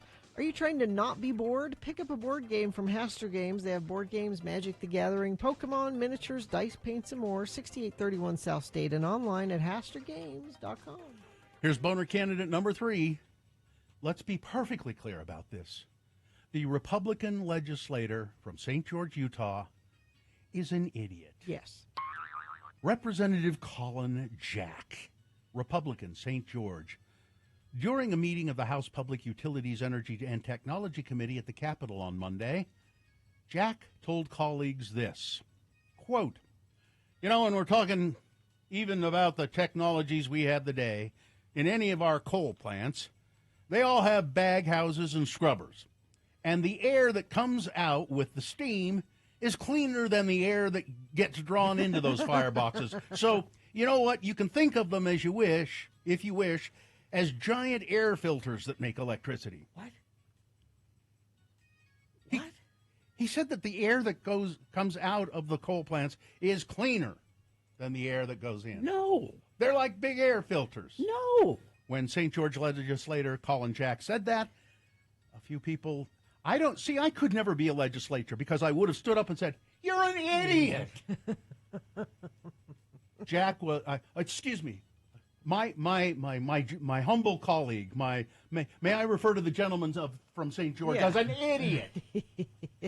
As Jack was summarizing his bill, which adds new requirements for Rocky Mountain Power before it can close one of its 2 massive coal-fired power plants in Emery County, he sought to reassure his colleagues that coal power isn't as bad as some people say, but the notion that coal plants actually clean the air, nobody wants to back him on that. The U.S. Energy Information Administration, a federal agency, lists several harmful emissions that come from coal combustion, including sulfur dioxide, nitrogen oxides, particulates, and mercury. The scrubbers and bag houses reduce the amount of those pollutants, but they do not capture all of them. Yeah.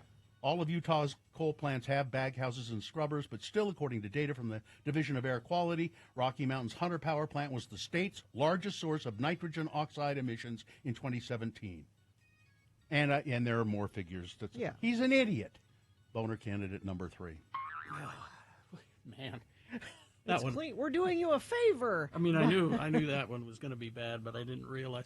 Let's review the first 2 and vote. Boner candidate number 1. Yeah, but you're the one tearing down society over this. North Carolina's lieutenant governor saying if trans women use the women's bathroom, we're going to arrest you. And or if you need to go to the bathroom, you should just find a place in a corner outside and go to the bathroom there. Yeah. And you're tearing down society over these things. Boner candidate number 2, the Great Replacement. a racist Republican lawmaker in Michigan who posted the great replacement theory that, These people are of all color hard are... today. Yeah. And boner candidate number 3, Colin Jack from St. George. He's just an idiot.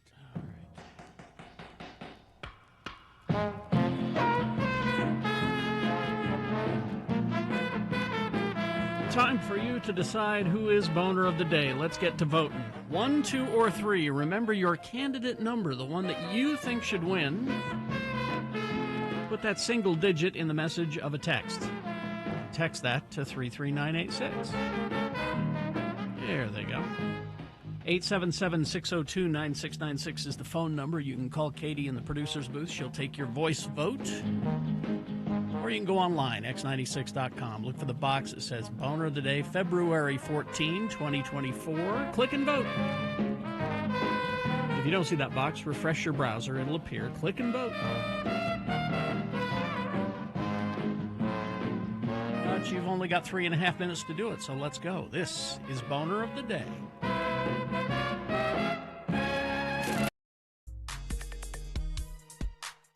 We got the rest of the potato chips. All right, now we've tried so we started with the cappuccino flavored Lay's potato chips. Which didn't knock us out, but we didn't hate, except for Gina. She I hated them. Now, the wasabi. Now, they've had 4 new flavors, and people want to call them both. Wasabi. Bill tried the wasabi as well, Bill Frost. Yep, not hot. Good, not hot. Yeah. They're not hot. Now, tasty. But they're flavorful. Now, I've got the bag of cheddar, bacon, mac, and cheese here. And Gina said of the wasabi, "Oh, you got your winner right here." My guess is she won't even try the bacon, mac, and cheese. Yeah, I'm sure there's not actual cheese in it. No, there is. There is. I read the ingredients. There's like cheese powder or something. This is your winner. She won't even try them. No. I thought you didn't like cheese not because of the flavor, but because it's cheese. And this is it's a principle. No, I'm not gonna. And this is far enough You're removed gonna love it. You're from gonna love it. from cheese do it. that She has standards and principles. I have totally arbitrary rules. That's exactly. I think that's your winner. Now there's one more there. What's that one? Mango salsa. Which Those are- somebody in the chat room said tasted like potpourri. Right. this isn't bad. Yeah. Maybe it actually is potpourri. Although if you eat a few of those, the bacon mac and cheese, they get kind of too salty. They're not bad. And here's the wavy mango salsa. Wavy mango salsa. Wavy because I like the idea of mango salsa. No? No good. Potpourri? Too sweet? yeah, Let's see. too artificial. Am I right then, without even tasting the bacon mac and cheese, that the wasabi is the best? No, the bacon mac and cheese is better. Well, I think your winner is the bacon mac and cheese because mainstream America will love that flavor. Let me see the wasabi again. No. Yeah, You potpourri. love those. I bought them. What do you Potpourri. mean no? Yeah. Mango salsa is a hard sell. Yeah, that's no good. I don't like it. You can put it on the back of your toilet tank. Why would you? Yeah. Out of all of them, I would say the wasabi is the best flavor, but the winner is the bacon mac and cheese. America will vote for that one. Oh, yeah. By the Mango way- salsa's weird. Yeah. By the way, you notice I'm sharing all of my chips. Girl who wouldn't give me a cookie last week. 4 cookies made for me with my name on them. A gift. Yeah. Was Yes. it 4 cookies that Yes. spelled out Gina? No, but my name was written on the box. Yeah. I know. It's different than you buying 4 bags of chips. It's not the same thing at all. I know. It would have been You a gift. can replace these chips at any moment It would have several been times It over. would have been a gift from your heart, which you were unwilling to make to someone who argued for equal wages for you. You can't drag that out. Yeah, why not? It was proposed. I can't even finish this one mango They're salsa. terrible. Yeah, they're not good. Actually, I like the wasabi. Okay, I like the bacon mac and cheese best. I had high hopes for the mango salsa one. If it actually tasted like mango salsa. Too much mango, not enough salsa. That's the problem. You got your percentages off. In a couple of seconds, I'm going to try one of those dog biscuits. that you They're put very out good. for Ripley. They're peanut butter.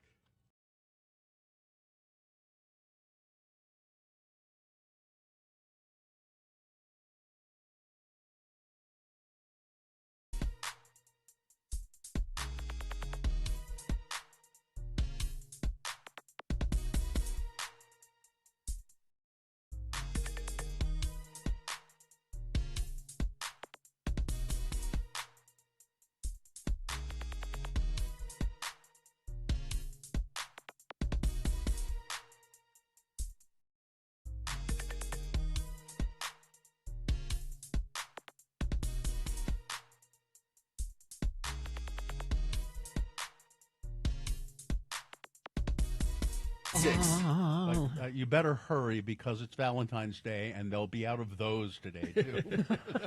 Because it's the last thing left. 7:47, let's award Boner of the Day. And the Boner of the Day is brought to you in part by Bon Mi. And Gracie's open daily for lunch and dinner, now serving brunch every Friday, Saturday, Sunday till 3 p.m. Enjoy Gracie's award-winning heated patio and live music 4 nights a week. Gracie's, located at the corner of 3rd Southwest Temple, must be 21 or older to enter. And I got to say, it was homemade. My wife makes a hell of a Bon Mi. So the Boner candidates were all very strong. Yes. Number one, the guys in North Carolina. We're going to arrest those trans people. The Boner candidate number 2, the racist Michigan representative, very strong. And they both got quite a few votes. Let's see, if you put them together, they would have beaten number 3. But number 3 wins. This guy from St. George. Boy, just stupid. He's an idiot.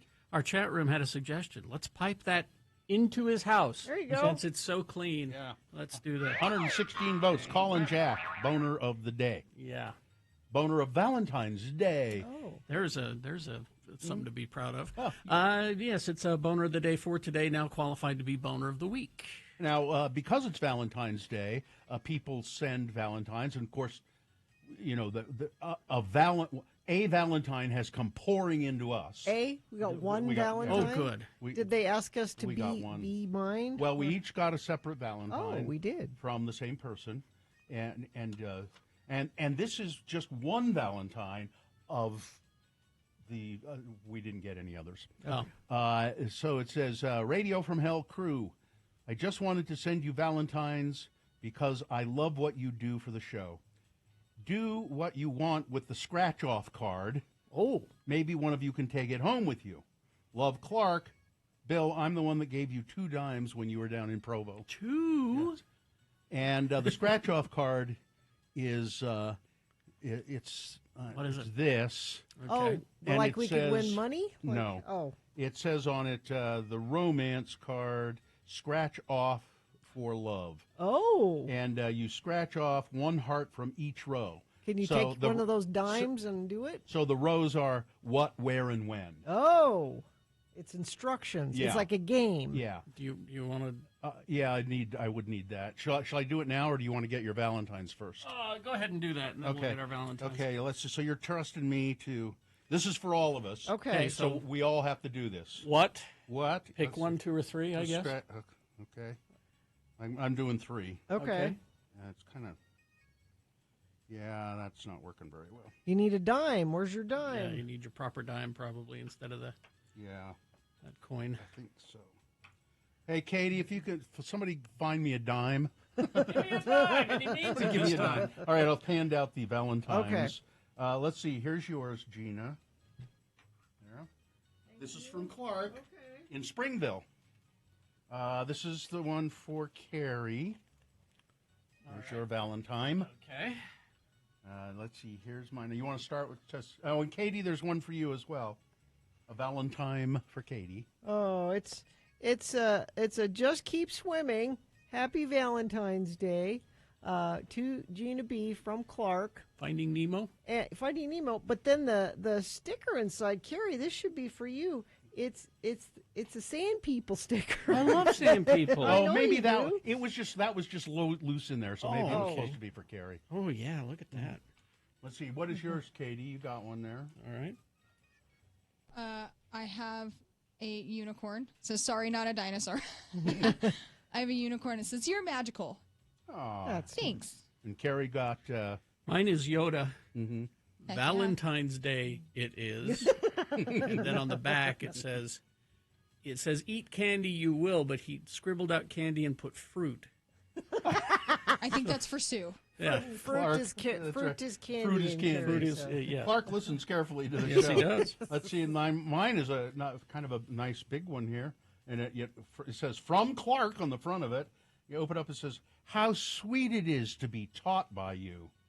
To Oh. Bill, best Utah all red, and good looking. Oh, so what that is. For So a when you teacher? would, when you buy the box of Valentines, the big one in there is for your teacher. It's for the teacher. Yeah.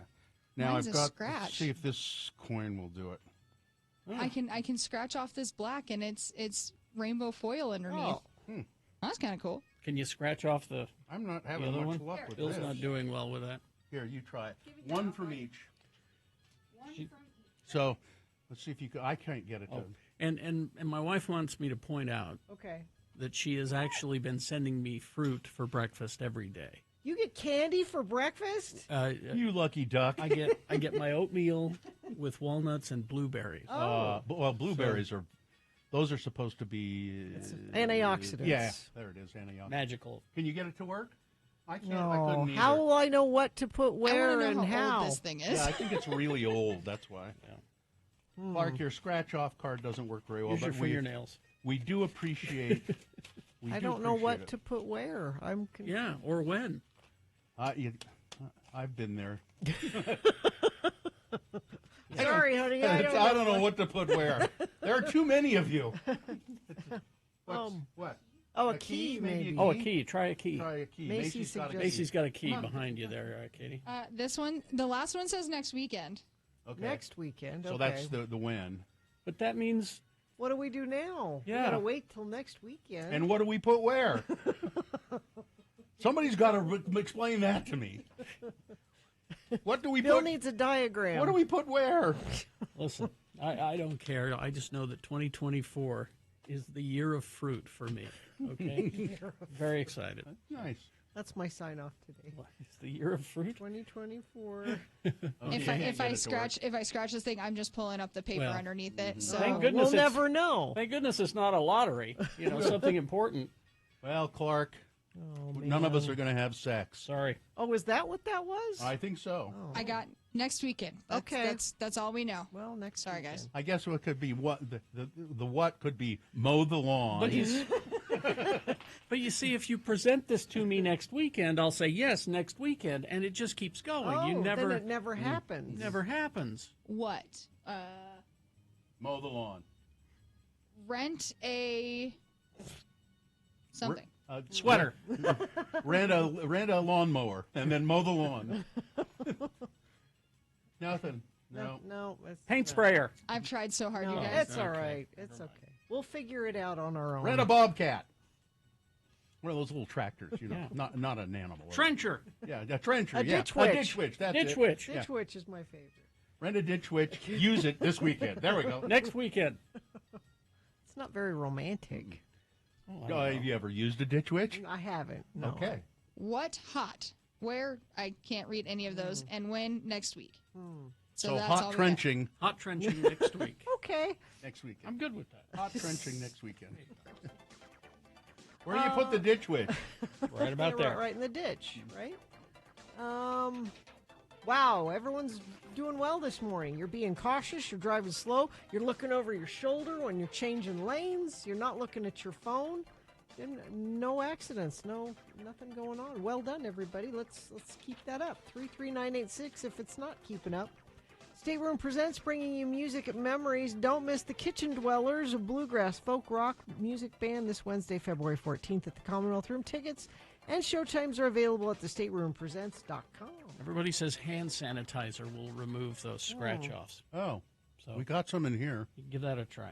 See if that works. Let's see. We're going to take a break here. Yes. And but coming up, Dr. Cobble was going to be here today, and got a message from him that said, "I totally forgot. It's Valentine's Day, and I promised my wife that we would go skiing in the morning, right, as early as we could. So I promised my wife for probably Valentine's on his Day way there right now. we would go skiing, and then he said, I wondered why my first patient wasn't scheduled till 11. He said, I looked at the schedule. Why don't I have a patient till 11? I'll give him a pass for a promise All to right. his wife. That's all right. KXRK Provo. BigOTires.com. Listen, Big O Tires, I really like going in there. The one on 2nd East and South Temple, they're always fast, efficient. They take care of things so well. And right now, Big O Tires is having a sale. If you like Michelin brand tires, now I personally, I run the Big O brand tire. Yeah, and me too. But there are tire nerds who have their brands that they like. And so Michelin, right now until the 19th, you can save up to $160 in rebate savings on select sets of Michelin tires. Get free installation with qualifying purchase.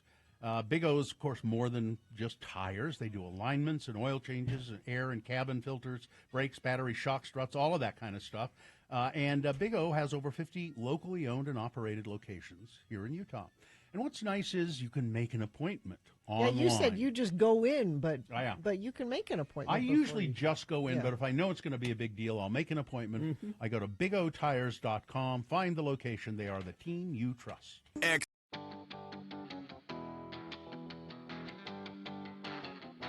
teased me with murder, and so now I have to follow through. All right. Is it sponsored? No. All right. And now a morsel of murder with Gina Barberi. Radio from Hell on X96. I got kind of shafted on that murder story I was reading because I thought I'd read that she set somebody on fire, but she didn't. I was disappointed. Well, let me see if this helps. It's a different story. Okay. All right. The family of a woman who was murdered by by her pig farmer husband. Ooh.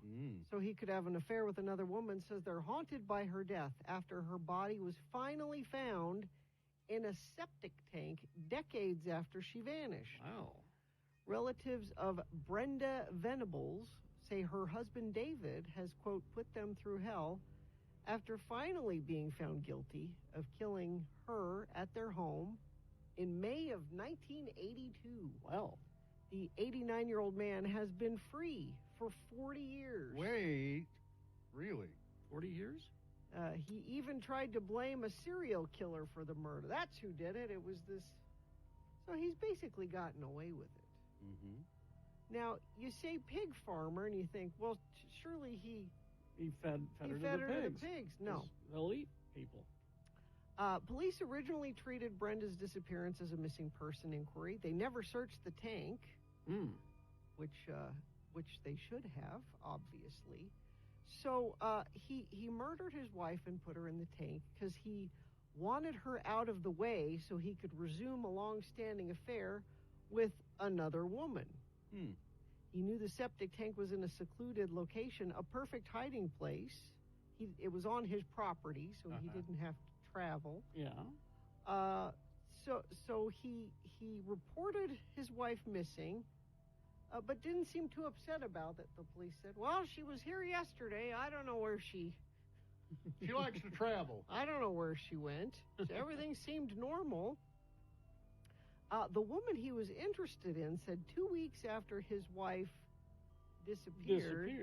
He showed up at her house. This is the British press, by the way. He called round. And to try to see if she'd be interested in sex. Yeah. I was just wondering. My wife's gone. Gosh, she's been gone 2 weeks. I was wondering if you're interested in sex. Which she said okay. Oh, good. So all right. So that tells you about her. She broke up with him, and he took up with another woman.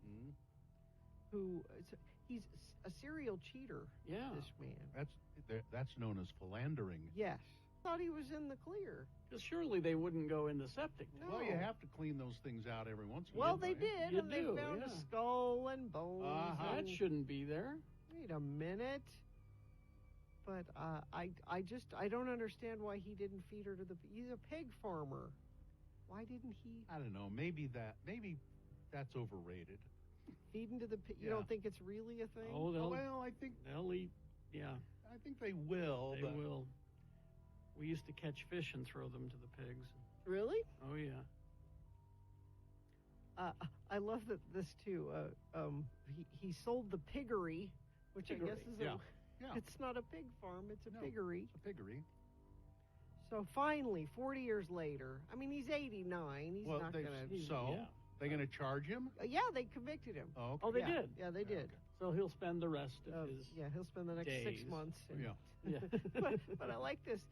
The psychiatrist at the trial described him as, quote, a typical farmer, displaying little or no affection to his wife, but showering praise on the family dog. You're a good boy. Yes, you are. That's a typical farmer, huh? It is. I guess. It really is. All right. Not displaying affection for his wife. I guess. Yeah. Meaning, well, it's not unusual that he wasn't nice to his wife. That's what no farmers are nice to their wives. No. All right. So there you go. Just a little morsel of murder. I've known some very nice farmers, however. Well, you're not a farmer's wife. Yeah. Well, You ever talk to them? Get their side of the story? no, but I've talked to plenty of farmers' daughters, if you know what I mean.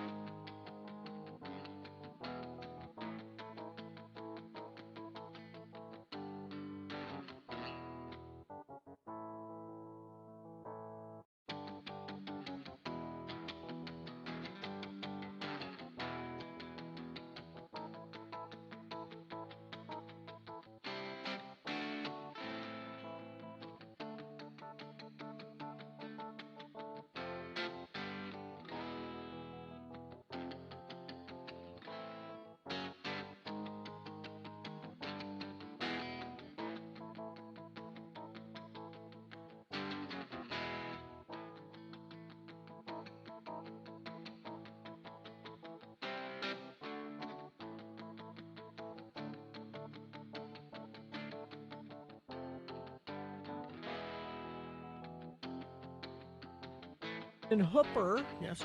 Now, if you've just moved to Utah and you hear Hooper, you might think that's spelled H-U-P-E. No. Hooper is H-O-O-P-E-R. Hooper. Mm-hmm. But Perhaps you've just moved But here. it's Hooper. Yeah. If you move to Hooper, You're in the wrong state. Your realtor should have told you this. Now listen, don't say.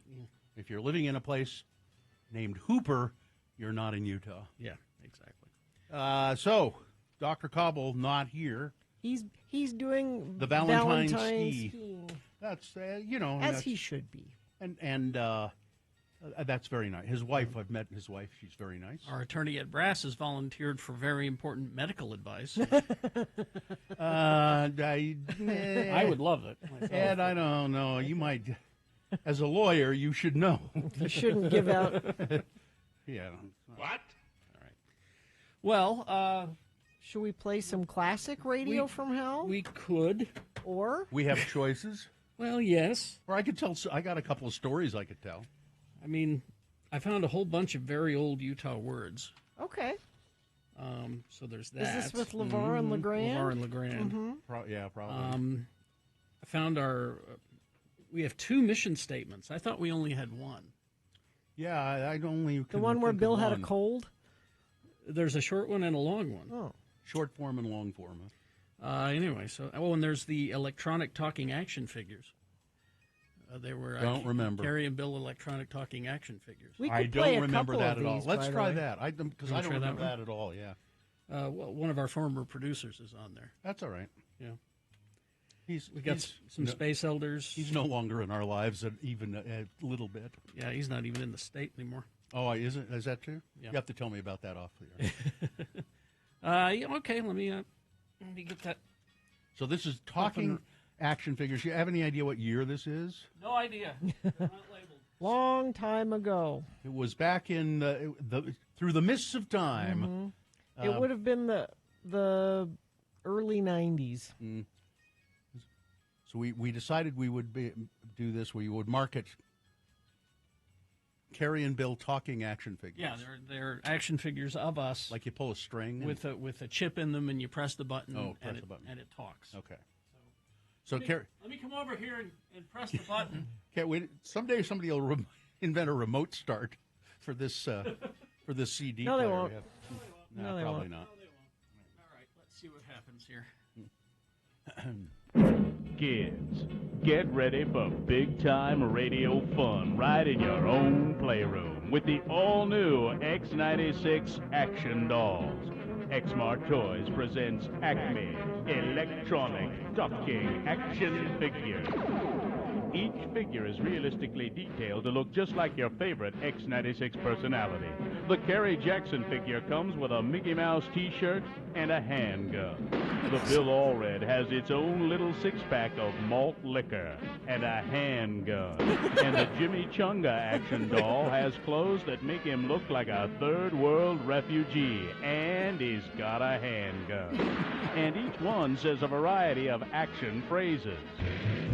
Press the buttons on the Carrie Jackson, and he says, I swear I've never met your daughter. Are you sure your mom and dad aren't home? Of course I'll still respect you. activate the Bill Allred action doll. I can eat 40 cans of Vienna sausages. Are you going to eat that? I'm not fat, I'm fluffy. And listen to Jimmy Chunga talk the talk. Carrie and Bill are great. Carrie's never even met your daughter. Bill's not fat, he's fluffy. Use your Acme electronic talking action figures to create spectacular broadcast adventures in your own X96 radio studio playset. Playset sold separately, some assembly required. Xmart Toys presents the X96 electronic talking action figures. Available now at all Xmart locations. My favorite thing about that was that announcer voice I did. It's a different announcer I don't voice. know. Announcer voice, I don't know where I got that. That is a different. That's not your go-to. I'm gonna have to announcer voice. Maybe Well, Beat Gina's coming up. maybe Johnny Ola's brother. It may be. Bobby Ola. I was going to say Barry Ola. Barry Ola's. Barry Ola. That was a pretty good bit. And I like the announcer voice, and I like the and handgun. That was the best part. Ugh. I know our former producer hates that one because he was forced to say Carrie and Bill are great. Yeah. He hated us. He's long gone. Yes. See what else? Is there another one? We have time for another one? That's the thing, is that a lot of them are so long that the Utah word of the day long. Usually, yeah. Well, the oh wait, the mission statement won't be long. Here, let me try this one. What is this? This one I believe is short. J.R. Tallywhacker. Oh, yeah. It's a great big beautiful joint. Yeah. Set it up. This is a ad we did for a restaurant we were going to open, or we did open. Because Hooters was opening. Yeah. It's a restaurant with crazy crap on the walls, and Yeah. the Hooters was Don't for do the whole ad, Gina. The Hooters was opening, and it was very controversial. Yeah. There's a story about Hooters in the news today. I'll dig that up. And we thought that the ladies should have a place to go. Sure. Yeah, there you go. Let's see what happens. Here, come on. Come to J.R. Tallywhackers, down on J.R. Tallywhackers. It's a great, big, beautiful joint. If you like sausage, you'll love the brand new restaurant we've erected in Salt Lake City. Hi, I'm Rod Johnson, manager of JR Tallywhackers, where we're serving up lots of hot food and lots of hot fun. Mine was so big I had to use 2 hands, and our order came so fast. Tallywhackers is fun. Our waiters, Neil and Bob, slap the sausage into our buns right at the table. Protein shakes were thick and creamy, and there's always plenty of mayo. I'll come again and again. All of our JR Tallywhacker handsome young waiters are selected through a rigid screening process. We make sure they're stacked and packed and ready for service, and you can't beat our food. I'm only here for the food. I love the casual atmosphere. We're not just another restaurant with stuff on the walls. We're packing something special. We don't even have chairs at Tallywhackers. You just come on in and kneel at your table. I always leave feeling so satisfied. Try JR Tallywhackers Grand Opening Special, 99-cent footlongs, or try our all-you-can-eat buffet. I can't believe you're not eating at JR Tallywhackers. Come to JR Tallywhackers, down on JR Tallywhackers. It's a great, big, beautiful joint. Swing on in. Swing on. Wow, that's... That bit was very well done. Exceptionally well written, performed. Was it? Yes. Yes. I don't know who wrote it, or did I write it? Did we both write it? We usually just sat in the office and threw ideas against the wall. Oh, that's right. I would sit at the keyboard and then you were the best typist. Yeah, and I go, and then say, how about this? Yeah. Oh, yeah, and how about this? Yeah. It was like the Dick Van Dyke Show. Somebody says in Dallas they had a real restaurant called Tallywhack. Well, then they owe us money. Yeah. I think that has a record number of innuendo in that. There are a lot of them. I'll give it that.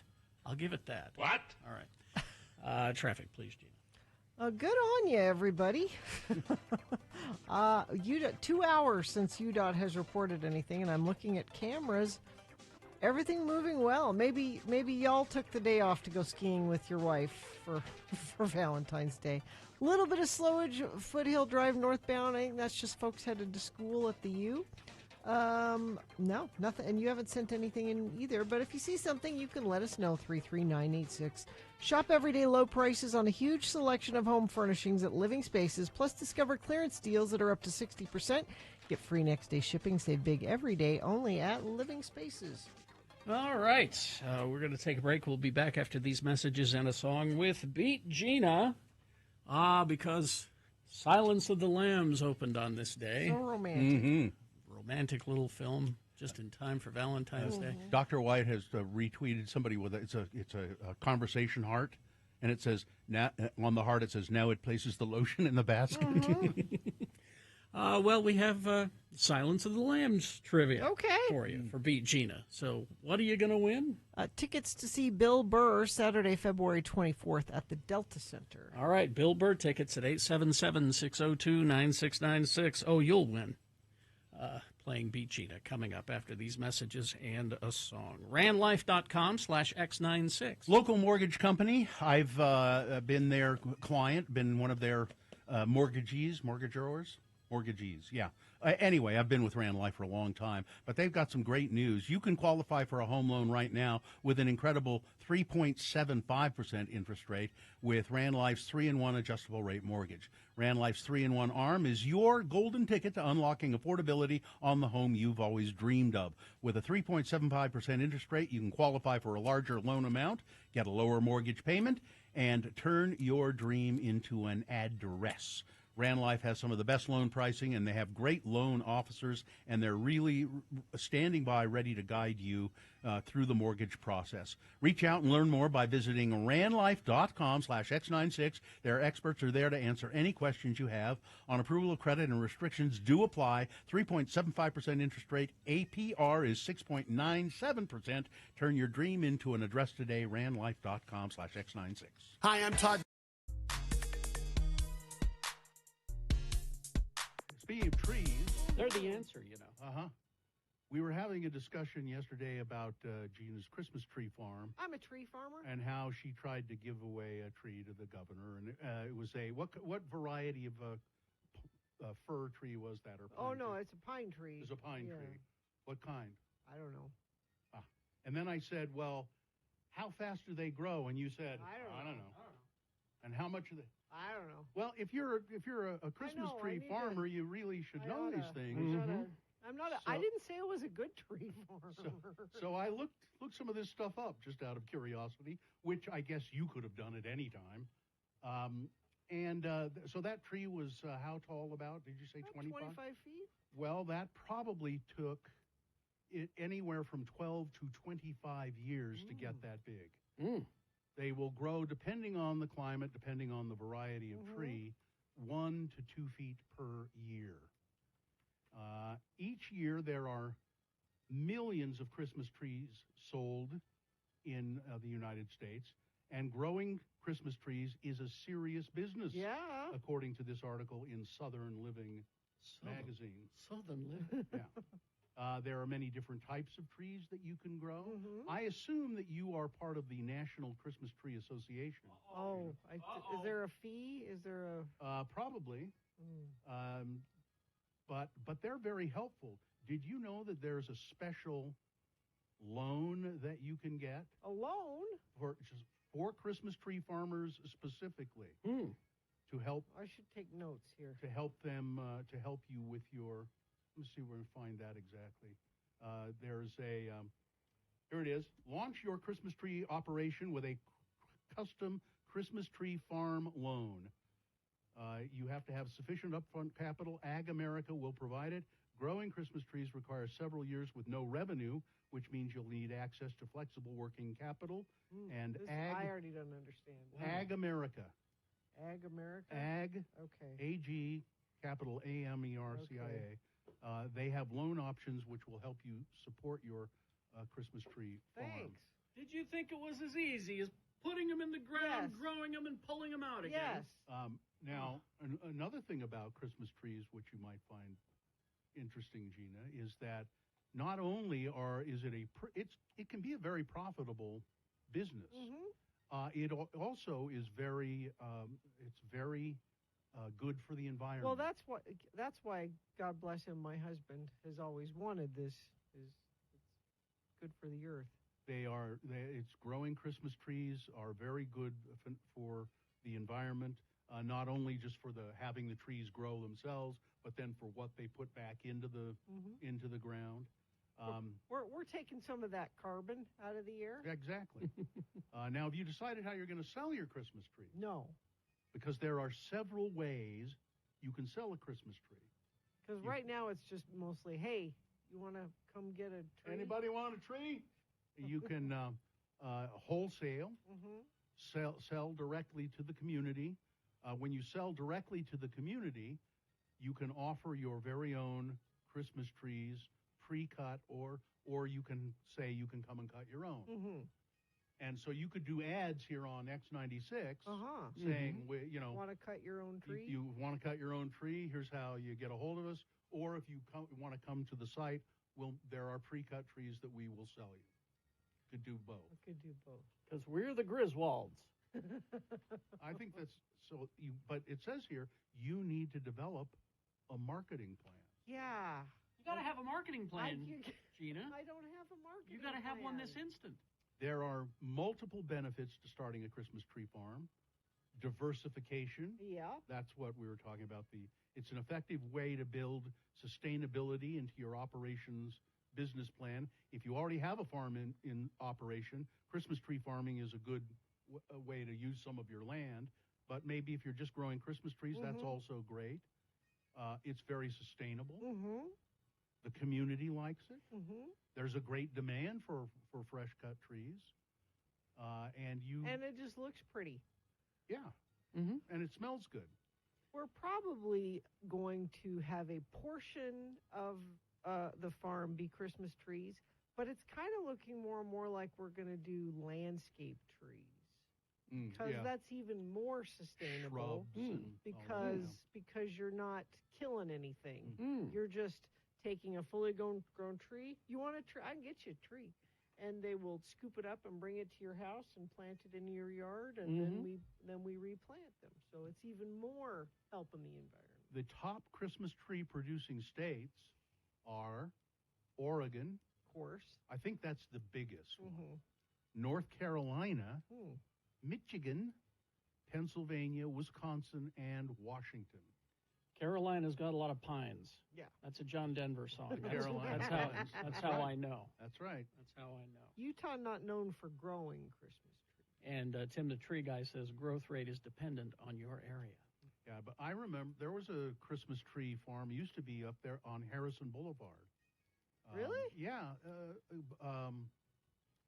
Out at the south end of Harrison. There used to be a tree farm there that's now, I remember when this used to be all tree farms. Now it's, And you know what's great about them? We don't have to water them that much. We water them a couple times a summer.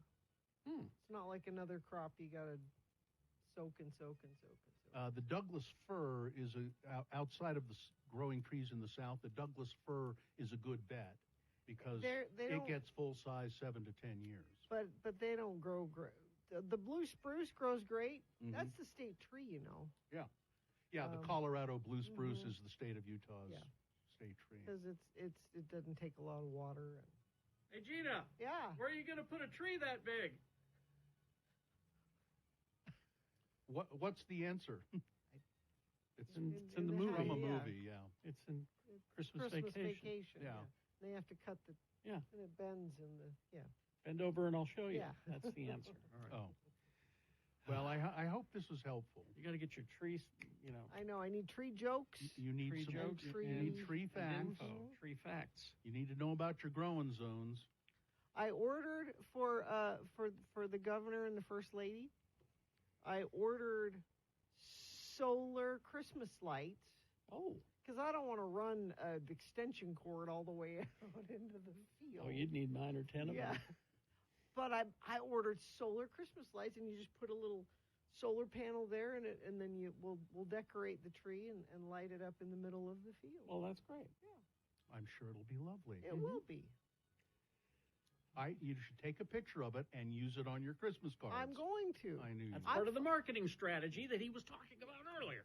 I'm following this for it. This isn't just ending here. You really should join the National Christmas Tree Association. Yeah. Okay. What do I get? You need big Christmas trees influence. I'm trying to see if it I need a lobbyist. How much it costs. Lobbyists. How much does that's what it is. The Christmas tree lobby. I don't think it's $105. Okay. There you go. That's not bad. There's one. That's the introductory fee. Then, if you're in industry, you can get a $340 or a $680, depending on the level of you get a Christmas plaque? tree sales. You should get a plaque. I want a plaque. I want a certificate. You get research reports. I want a badge. A sash. I want a sash. The mayor of Tree Town sash. Yeah. Tree Cops badge. Yes. If you're a member, you get a subscription to the National Christmas Tree Journal. Oh. That would go right on the coffee table. Yeah. Okay. All right. Join. I'm in. Big tree.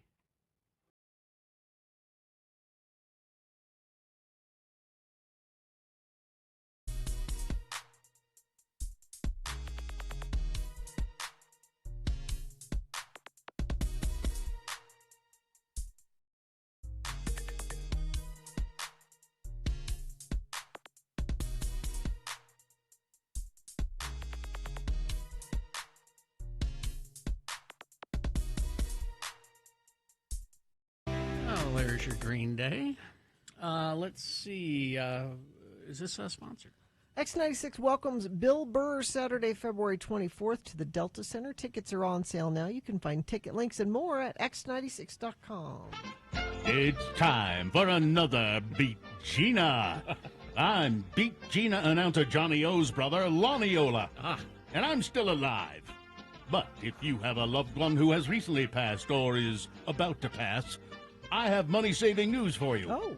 The Rockdale Monument Company of Joliet, Illinois, offers tombstones direct to you. Ooh. Honor the grave of your loved one with our beautiful monuments and markers. These are factory-to-you savings at the lowest prices in our history. the most compelling monument values ever offered. More than 50 superb monuments and markers. Now, automatic labor-saving equipment and quality production methods result in down-to-earth savings for you. Rockdale pays the freight and guarantees your complete satisfaction or money refunded in full. Thousands and thousands and thousands and thousands of satisfied customers offer sure proof of our ability to satisfy you 100%. Prices range from $14.95 and up. Write for our free catalog today. No salesman will call. Rockdale Monument Company, Department 982, Joliet, Illinois. And now, here's your host, Carrie Jackson, with a handgun. Thank you, sir. It's nice to see you. Nice to be seen.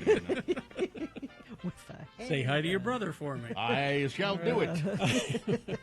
The randomizer has picked a contestant. Gina, you'll be going up against Jolie. Is it Jolie? Yeah. Jolie. Okay. All right, Jolie. We're going to toss a coin to see who goes first. It will give you an advantage. Call it heads or tails, Jolie. Heads. All right. Coin. It is heads. Okay, Jolie, you're well on your way to getting these tickets to see Bill Burr Saturday, February 24th at the Delta Center. Now, Jolie, because you won the coin toss, that means you go first. It is your chance to answer this question without any interference at all. And if you get it correct, you get the point. If not, I'll allow Gina to answer the same question that you got wrong, stealing your point away. And we'll go back and forth like that till one of you gets 3 points. Now, because it's Valentine's Day, so romantic, Silence of the Lambs trivia, because it opened on this day in 1991. A rom-com. Yes, indeed. All right. First question for you, Jolie. Here we go. Anthony Hopkins improvised a part of the movie that threw Jodie Foster off and gave the movie and gave an honest reaction. What part did he ad-lib?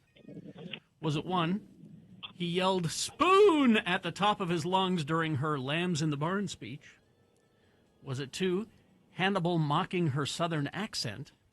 Was it 3, the slurping sound after the fava beans line? Or 4, he didn't take his IBS medicine for a whole month before shooting? Oh, boy.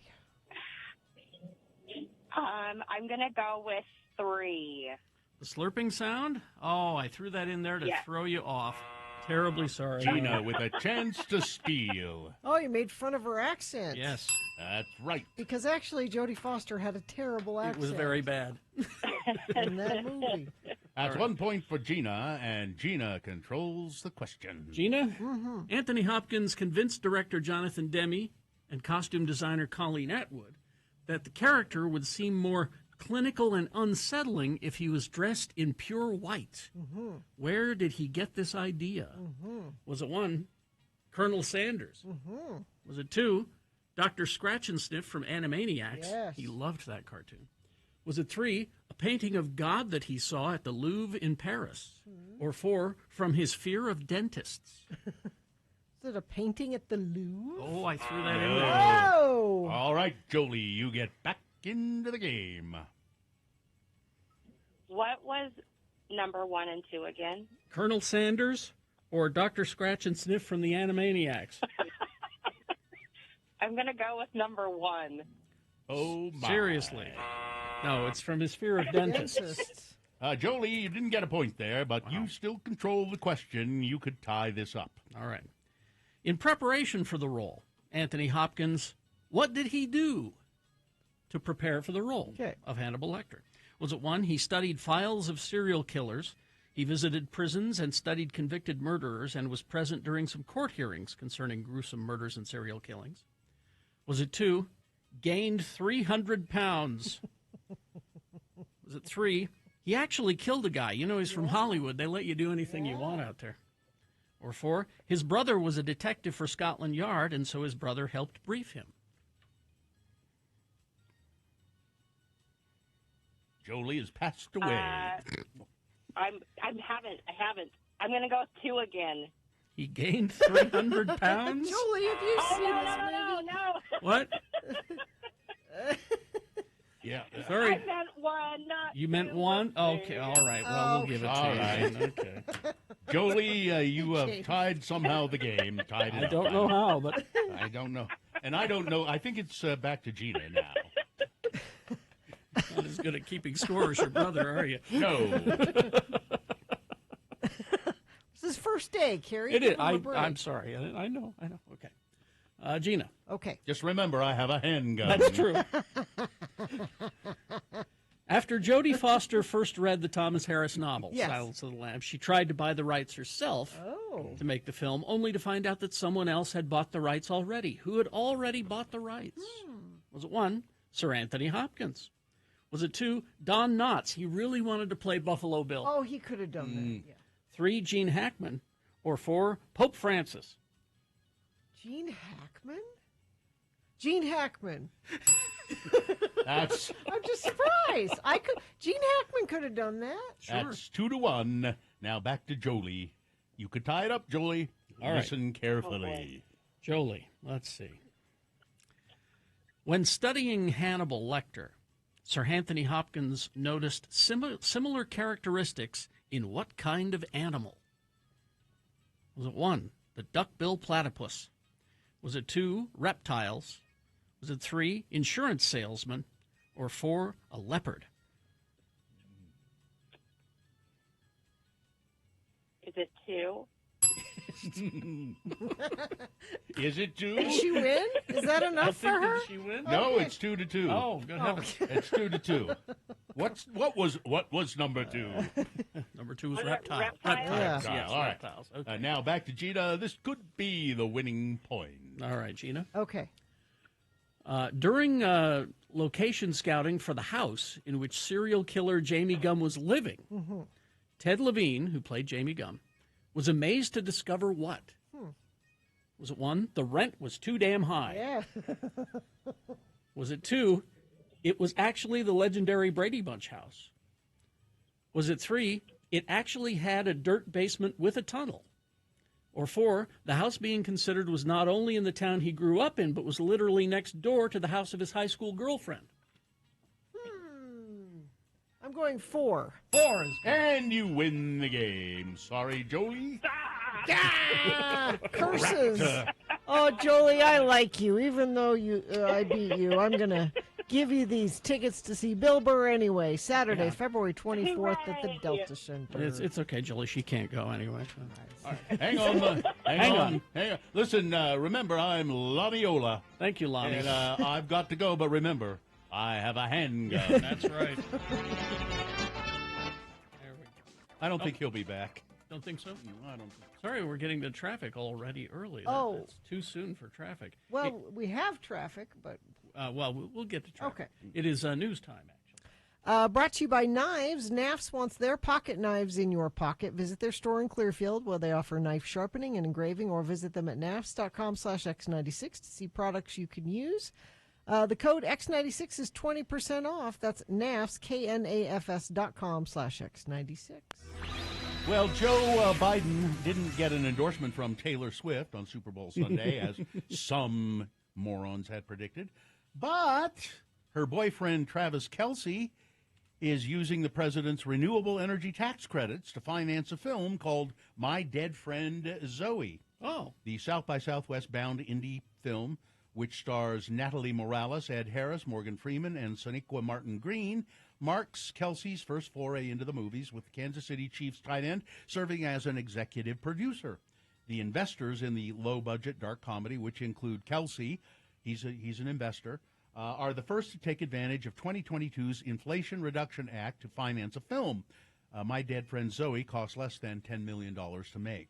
The Inflation Reduction Act, which was passed in August of 2022, marks the single largest investment in climate and energy in American history, enabling America to tackle the climate crisis, advancing environmental justice, securing America's position as a world leader in domestic clean energy manufacturing, and putting the United States on a pathway to achieving the Biden-Harris administration's climate goals, including a net zero economy by 2050. This is according to the U.S. Department of Energy's website. My Dead Friend Zoe used money generated by green energy entrepreneur Mike Field's sale of surplus tax credits. And Field is also a producer on the film. It's a little confusing, but the My friend Zoe is going to be shown at South by Southwest, and using those federal tax credits that are helping the environment. That Biden hasn't done anything. Under Pressure, a massive hit song for Queen and David Bowie. Yes. But Brian May, he says, I didn't like it much. What's there not to like about it? In a new interview, let's see what he says. He reflected on how the 1981 duet came together between the two British acts and said that Bowie removed some of his guitar parts from the final product. That's right. That's why he doesn't like it. Yep. Sparking his complicated relationship with the song. Queen and Bowie created Under Pressure during a late-night studio session after we'd had a meal and a lot of drinks, said May. He said, now the early iteration of the song sounded like The Who and was massively chord-driven, which he enjoyed. Yeah. I was beaming because I liked The Who. I remember saying to David, oh, man, it sounds like The Who, doesn't it? He says, yeah, well, it's not going to sound like The Who by the time I've finished with it, in a joking kind of way, but he didn't want it to be that way. I think it's perfect the way it is, and David was right. Well, whatever yes. he did to it was the right thing. to do. So without hearing it, I don't know. I can. You'd have to hear the original. Yeah, and I can kind of hear what he means. But part of what's so great about this is it's very simple. I'm guessing it was a much bigger song. Yeah, I'll bet it was. When it builds up at the end, I'll bet that's where the guitar. Yeah, and he kind of starts really wanging on the guitar. Yeah, I'll bet that's what it would be. He says, I never liked it, to be honest, the way it was mixed, but I do recognize that the song works. It's just a point of view, and it's done very well. People love it. I like the version that I was involved in better. Mm-hmm. Yeah, I'll bet that was it. Right here toward the end, I'll bet there was a lot of... A Utah bill that would prohibit teachers from displaying pride flags or any other symbol perceived as endorsing political viewpoints at school has moved one step closer to becoming law after narrowly passing through a House committee on Monday morning. Teachers that put pride flags in their rooms, they're not doing that for themselves. Or a political statement. They're doing that for kids in their class that they can know that it's a safe place. Yeah. It's not a political statement. No. And they're turning it into one. Previously called Classroom Neutrality, House Bill 303 would prevent school officials from endorsing, promoting, or disparaging certain beliefs or viewpoints, building upon existing restrictions set by Utah law to uphold constitutional freedom in public schools. The bill would add gender identity, sexual orientation, and political social viewpoints to that list. The bill's sponsor, Jeff Stenquist, a Republican from Draper, told committee members Monday that the bill addresses a growing problem of culture wars. It's what it is doing is making a culture war. That's all you guys run on. You accuse us of the culture wars, but this is what you guys do. We want to make sure that it's safe for all students. Not just those gay kids. They get all the special treatment. Yeah. God, what idiots. They have it so easy. The party of know-nothings. An alert was issued on the campus of Utah State University in Logan because a mountain lion was roaming the campus. Oh, my. Eating co-eds. No.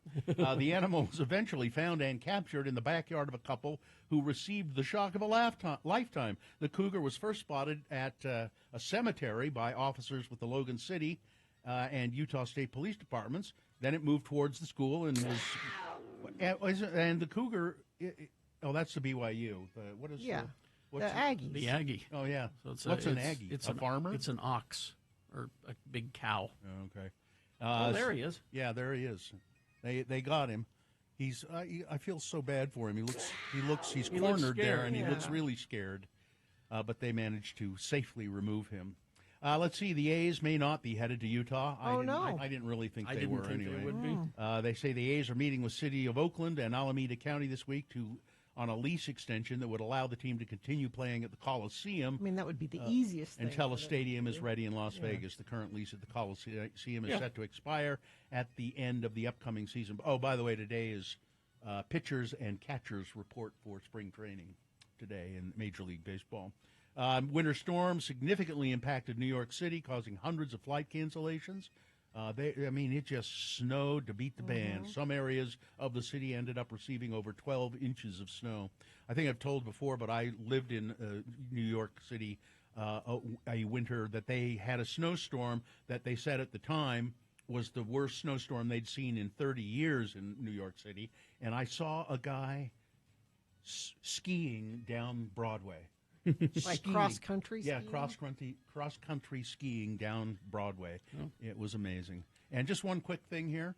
In honor of Valentine's Day, Hooters is offering a new twist on the classic game Spin the Bottle for one day only. On Valentine's Day, Hooters girls will invite fans to play Hooters Game of Love. You can spin a wheel for prizes. Why this is in the news, I have no idea. All right. Sports, weather, traffic. Good news. Jenny Kavnar becomes the first female primary play-by-play voice in Major League Baseball history. Speaking of the A's, they just hired her, and congratulations to her for that. BYU, number 19 ranked men's basketball team, beat UCF Knights last night, 90-88. The Jazz are home tonight to the Lakers. That game's at 7 o'clock. Weather, so had a little bit of a skiff last night. Going to be partly sunny today, high of 48. Next chance of rain overnight tonight into tomorrow. 90% chance of rain tomorrow, so better there. And we stay in the upper 40s to low 50s with a chance of rain off and on throughout the weekend. I do have traffic for you, finally. Not that I wanted it, but it has happened. A friend of the program says a car smashed into the wall, 31st Street Bridge in Ogden. Thank you for whomever sent that in. Crash northbound I-15, 45th South in Salt Lake. It's the right shoulder affected there. And northbound I-15 milepost 277 in American Fork. There's an accident on the right shoulder there. Are there any closet Swifties out there? Check out Laser Taylor Swift, now playing every Friday and Saturday in the Hanson Dome Theater at Clark Planetarium. Visit clarkplanetarium.org for showtime. All right, we're going to take a break. We'll be back, short break, with your list of things that must go. Coming up after these. Stand by.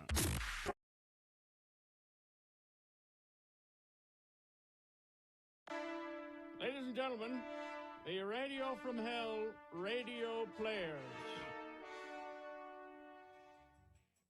Sex. Boom. There, I said it. You did it. Good for you. I love how you snicker and can't say that word with a straight face. I didn't snicker. All I'm saying is our relationship expert is in the studio. And I made a breakthrough, didn't I? Didn't I? What was it? I said sex over the public airwaves. Oh, by the way, I did get your email with all your questions. We're going to go through them one by one tonight. All right, thanks for throwing me under the bus. It's all good, brother. Big Daddy's here. The birds and the bees. It's a conversation that is a famous in culture. Oh yeah, critical. What actual percentage would you say from your experience as a relationship coach, what percentage of families actually have this conversation with their kids? You know, my gut would tell me 35%. Really? See, I would have put it somewhere around like 5, 10. Well, I don't know, you think, but I don't know that they do a great job about it. You know, there's things we don't talk about, kids. Right. One of them is the birds and the bees. I think we're getting to a day and age when more and more of it is happening. There are some great statistics about, teenage sex and things like that. And, those numbers are dropping, not doing it as much as they used to, amazingly. Really? Yeah. Is that nationwide or just in Utah? Nationwide. Okay. And, in fact, I'm looking for those as we're talking. I think what we're starting to see is, for example, younger adolescents, so younger than 15 years of age, are delaying sexual intercourse by a great number. In fact, here's some examples, some other statistics. Ages 12 to 19-year-olds report parents are their greatest influence regarding sexual decision-making and values. Okay. 37% say their parents were the most important key as opposed to their friends, 33%, siblings 5%, and the media. So parents, it's a critical thing that you talk to your kids. 94% of adolescents and 91% of, it's 94% of adolescents and 91% of parents believe that adolescents should be advised that they should not have sex before completing high school. You know, that's interesting because, for the most part, not the most part, but a lot of parents believe that their kids aren't going to listen to them. Oh, yeah. No. They don't have the kind of influence over their teenagers that they wish they had. But what you're saying is... they expect it. So, Parents, step up. I think Utah, I believe we do have a bit of stigma around this topic. Sometimes we don't want to go there. Sometimes we think it's opening up a can of worms, but I think it's completely your responsibility. And, you would let your kid go and do something dangerous, without some advice, some information. Like rock climbing or... Like rock climbing, right. You'd make sure they knew what was going on. You'd make sure that they... Or driving. Uh-huh, right. What the hell was that? That was the Radio from Hell radio players. What? How long was that? Too long. How long was that? 4 minutes. What did they say? And that was cut off. And I still don't know what they said. I have no idea what they were talking about. More of it.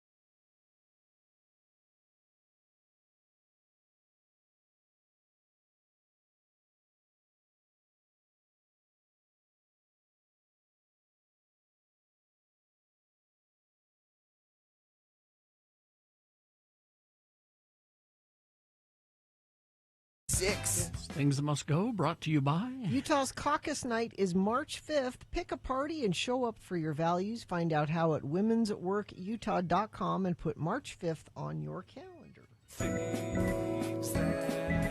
Things that must go on the radio from Hell Show. These are things that are bugging you, our dear friends of the program. They're bugging you so much that you can't stand it anymore, and you say, I'm going to let Radio from Hell know about this. So you send it to us in an email, put things that must go or must go, whatever, however you word it in the subject line, and send it to radiofromhell@x96.com. And perhaps, just perhaps, if we read yours on the radio, it'll make you feel better, and it might even disappear from your life. Who knows? Carrie, you want to go first? Oh, okay. The first one from the foot of Mount Doom. Your home? From my wife. Things that must go. When I'm planning to shave my legs for the year, for vacation, but don't have shaving cream. Oh, all right, there you go. Let's see. Yes, for the year. Very fine hair. Let's see. This one from Johnny B. Those things that must go. Those pump caps on shampoo, liquid soap, and lotion containers. The ones that the internal straw is too short to reach the bottom. Yes, leaving an inaccessible inch of product that neither region can reach. I've bitched about that on Things That Must Go myself. Yeah. What is the reasoning for that? I don't know. Even if it does go clear to the bottom, you still can't get all the product can't get out it all of it. out? You have to tap it out. Let's see. Johnny B says, as someone mentioned last week, I should have a YouTube channel or something about his house. Yeah. Well, I have an Instagram. I post some of that of what I do. Let's see. This one from Timbo. Things that must go, sorry, but the 6 a.m. check-in for X96 must go. Well, actually, not must go. You need to accommodate those that might be in the Pacific time zone. If the check-in is at 6 a.m., then that means I need to check in at 5 a.m. Yeah. And that just isn't going to happen. I hear quite a few check-ins from the Midwest and East Coast. Yes. Maybe one day during the week you could do an 8 or 9 o'clock check-in. I will soon be moving to the West Coast and would like to be able to check in periodically. Well, maybe we should think about let's that. see now. How about check-ins for Hawaii? When would we have to do it? Would we have to come in? We'd have to come in the afternoon. Yeah. Let's see. And this one from it doesn't say. Oh, use my name, Craig. People that don't get up to freeway speed when they're on the on-ramp getting on the freeway. It creates a cluster when you don't. All right, there you go. All right, I got a couple of my own. This one is it just bugs me. You're driving behind somebody, and there's a green light, and they decide to start using their brakes as they approach the green light, slowing down, and then the light doesn't, and then they speed up and go through. I guess it's okay. Okay. And then because this has happened to me. This happened to me 3 times on the way home yesterday, and that's only 2 miles or something. Having to honk at the car in front of me when the light turns green. Yeah. Because you know what they're doing. They're looking at their damn phone. Yeah. Exactly. It just drives me crazy. Good morning, lords and lady. Meg the musician here. Things that must go, and this is an important one, eating disorder recovery accounts on Instagram that are not actual recovery. It's people going from one eating disorder to another, usually orthorexia, which I don't know what that is. They depict an unrealistic form of recovery, and it's harmful to the community. Thanks for letting me listen. A bonus, if there's time, also before and after recovery pictures. If you've suffered from an eating disorder, you know how triggering that is. You can't promote recovery and also share photos that reinforce the idea that eating disorders have a certain look. It keeps thousands from seeking help because they do think that they are sick enough. This one says, my thing that must go is live venue ticket fees. They're out of control. My wife and I wanted to go see some show this month, but I refused to pay 1/3 of the ticket cost to a third party, so I have to download their app to get my tickets. Between my wife and I, we went to over 40 live shows last year, and we love concerts, but this is ridiculous. The artists are the ones losing out. We went to Depeche Mode and spent well over $700 on 3 tickets for the upper bowl, and we get there, and the whole middle section directly in front of the stage is empty. Wow. Why am I paying so much? The Cure showed that you can control the fees. Why can't this be the norm? Thanks for letting me listen. Garrett, P.S. Bill, I look forward to Utah Word of the Day every single Tuesday. Thanks, Garrett. You're the one who likes it. There you go. And then finally this one, dear lords and ladies, feel free to use my name. What must go is journalists pronouncing the first A in MAGA like A in awesome. MAGA? MAGA. No. This is the very definition of polishing a turd. It's MAGA, like maggot. Exactly. And you know it. Don't try to class up your reporting on these buffoons like you're on NPR. It stands for America. Yeah. I think that when you're in Nevada, you should say MAGA. While we're at it, please stop calling the MAGA movement like it belongs next to an actual progressive movement, like the women's rights movement or the civil rights movement. It's an ass-backwards cult, and it belongs in the same category as a bowel movement. Thanks for letting me listen. A Geek Show says, hey. Thank you. That's from Kimball. One from me. No, we're good. Do what you do. I mean one for me first. Okay. If your Christmas tree is still on your park strip, it's February 14th. They're not. No one is coming to get. They're not coming. They're not coming. You either got it out too late, or you live in a neighborhood where they don't pick up Christmas trees. I understand you leaving it out a little bit longer, thinking, well, maybe they haven't come to my No, they're not coming. That's so funny. You're going to have to figure something else out to get your friend that has a truck or something to get rid of your Christmas tree. That's funny. This is Don't Use My Name. Things that must go. All those country songs that guilt parents for feeling frustrated by telling them they'll miss all the aspects of their kid's childhood. I'm sorry, but if somebody looks fondly on a memory of a small person screaming right in their ear and then vomiting and keeping them up all night, it's not all smiles and coos for kids. I'm looking at you, Trace Atkins. And this, hello, lords and lady. This is Haley. You can use my name. My first must go is music venues' bathrooms that are disgusting. The crazy thing is the venue's great, but the bathrooms are not. I don't mean a little disgusting. I mean doors falling off the hinges, the outside door not closing, toilets barely attached to the ground. I'm pretty sure it's never, ever been cleaned. I get the whole vibe of being grunge, but this is another level. I would say the best bathroom venue I've ever been in is Velour. Shout out to them. They're amazing. Yeah. I appreciate good bathroom shout-outs. My other must go is salads that are just a huge leaf of lettuce and not cut at all. I don't want to have to eat my salad with a knife. Thanks for letting me listen. Okay. Haley from Roy. Thank you. Things that must go on the radio. From Hell Show. All right, let's get some traffic, Gina, please. Oh, sorry. Do have a crash northbound I-15 milepost 277 in American Fork. It's off to the right shoulder. Police incident eastbound 33rd South Main Street in Salt Lake. 2 left lanes are closed. Not sure what that's all about. Maybe we can look into it for Bill's next news. Crash northbound I-15 45th South milepost 301. It is off to the right shoulder. And a crash westbound 30th Street, Wall Avenue in Weber County, left lane closed there. Are there any closet Swifties out there? Check out Laser Swift, now playing every Friday and Saturday in the Hanson Dome Theater at Clark Planetarium. Visit clarkplanetarium.org for showtimes. Thank you very much. We will take a break. We'll be back after these messages and a song with the Boner Recap Game. All you have to do is tell us who won the Boner this morning, and you will win tickets to see Social Distortion Saturday, May 25th at the Union. Nice. Social Distortion tickets. All you got to do is call and tell us who won the Boner. And even if you didn't hear it, it's easy to guess this one. But, of course, the information is at x96.com, so you can cheat. Social Distortion tickets. 877-602-9696. Harmon's for today, Valentine's. Yeah, and I'll bet you can just get just about anything you need for Valentine's Day at the last minute at Harmon's. I was there yesterday, and they have the big Valentine's display. Mm-hmm. Now, in the pink heart-shaped box, they have strawberries and whipped cream, which is nice. Do you know what they also have in a pink heart-shaped box? Well, like 2 steaks. You can buy. That's what I'm doing for dinner. There you go. Steaks for dinner. There you go. And lobster tail. That's what I'm doing. But you can get flowers, orchids. They still have a great selection of flowers at Harmon's. Specialty chocolates like V chocolates or True Frou. Pastries, tarts, all kinds of delicious stuff for Valentine's Day. But the flowers. The flowers are terrific. They're just beautiful. And they have them in all price ranges. Yeah. And it's not just roses. It's all kinds of flowers. So go into your local Harmon's grocery store for Valentine's Day today. I'm sure you'll be able to find something at the last minute, you procrastinator. Harmon's. Even though Radio from Hell is the show for people who feel like hell in the morning,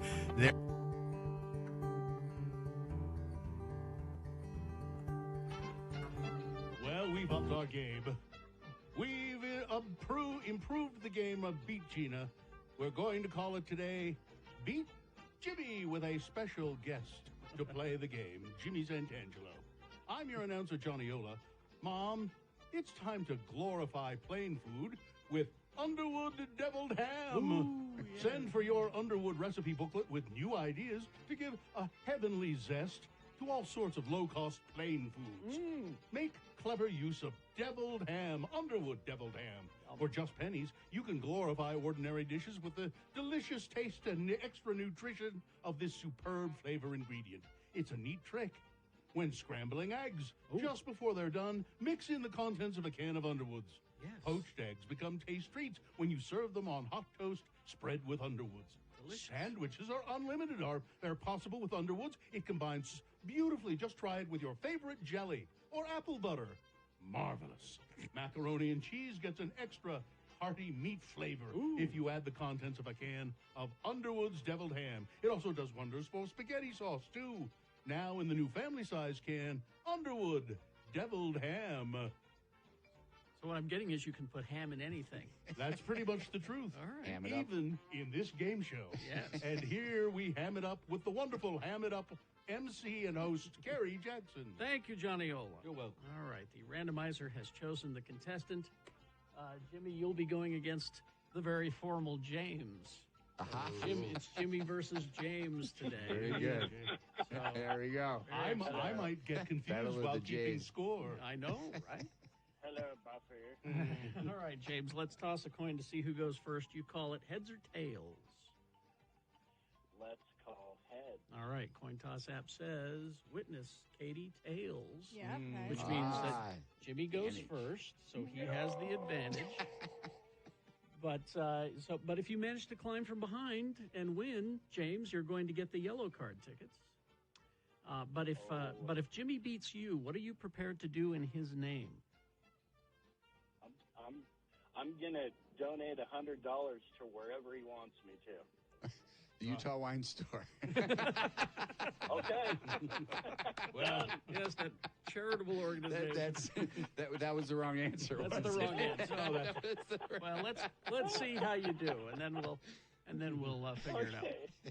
All right. The first question is for Jimmy to answer exclusively. It is multiple choice.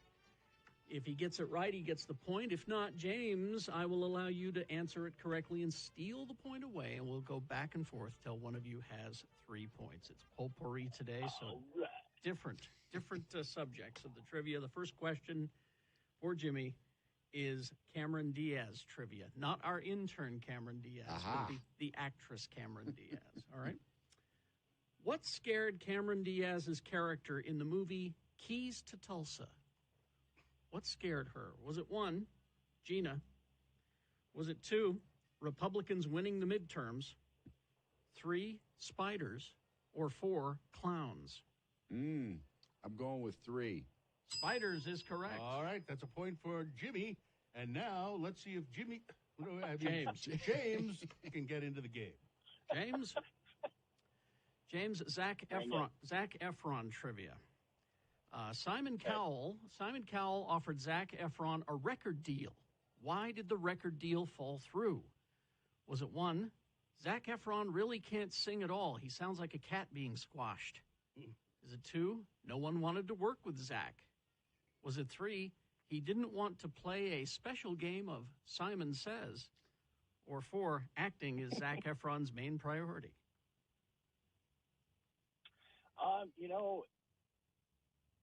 I can't say I know for sure, but it sounds like number 4. Acting. All right. Brilliant. There you go. That's a point for James. The game is tied. Now we turn to Jimmy. Calm down, James. All right. Now this is a genuine question. There's no joke answers here. It's a slight change up. 4 celebrities, and only one of them, Justin Timberlake, has not dated. All right. He's dated 3. 1 he has not. Okay. Is it 1, Britney Spears? 2, Jessica Biel?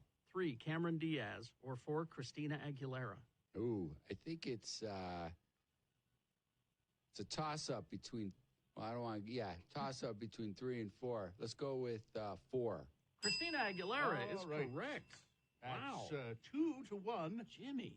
Now James has the question. I'll say. All right, James. David Lynch trivia.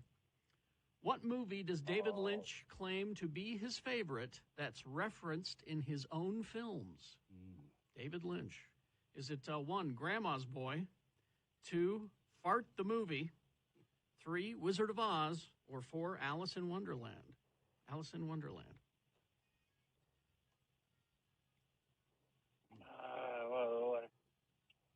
Would you read that to me again, please? What movie does David Lynch claim to be his favorite, and it's referenced in his own films? 1, Grandma's Boy. 2, Fart the Movie. 3, Wizard of Oz. Or 4, Alice in Wonderland. What? James?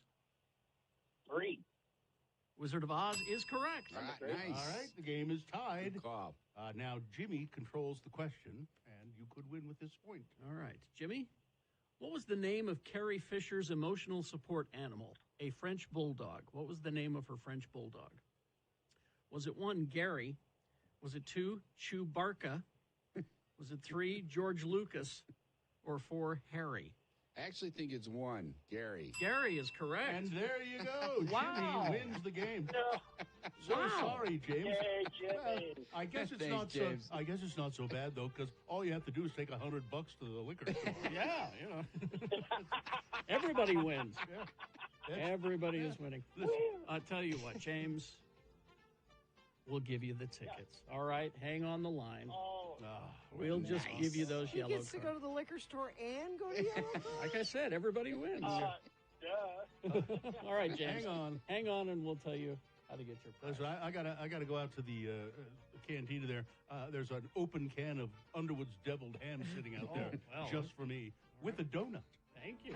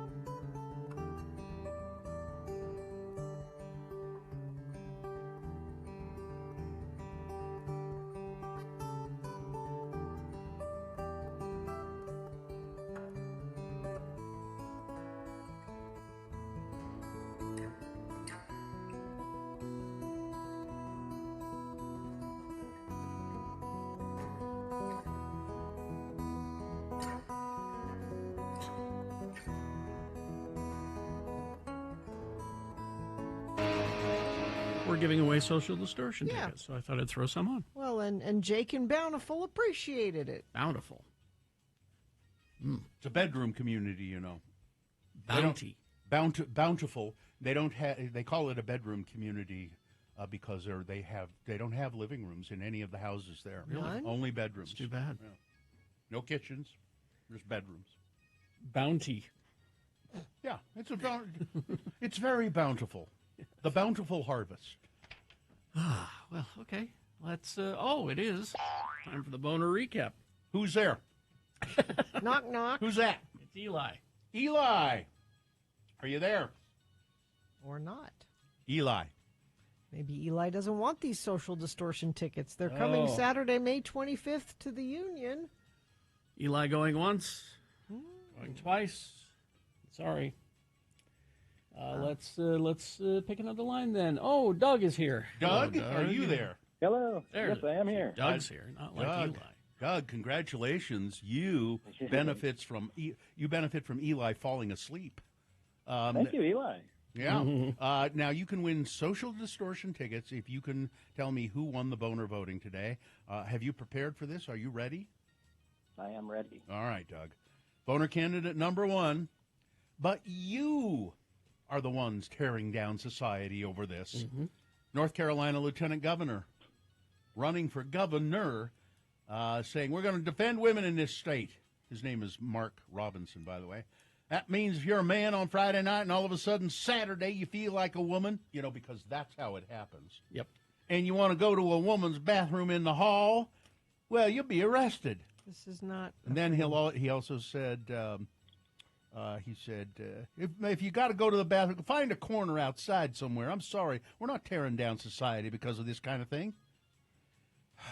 All right, that was number 1, an excellent candidate. Yes, another excellent candidate, a Republican lawmaker in Michigan who has been stripped of his committee assignments because he posted a racist meme on Twitter. It was the one, a big map of the world, and it showed black figures greatly outnumbering white figures, and then it says, the great replacement.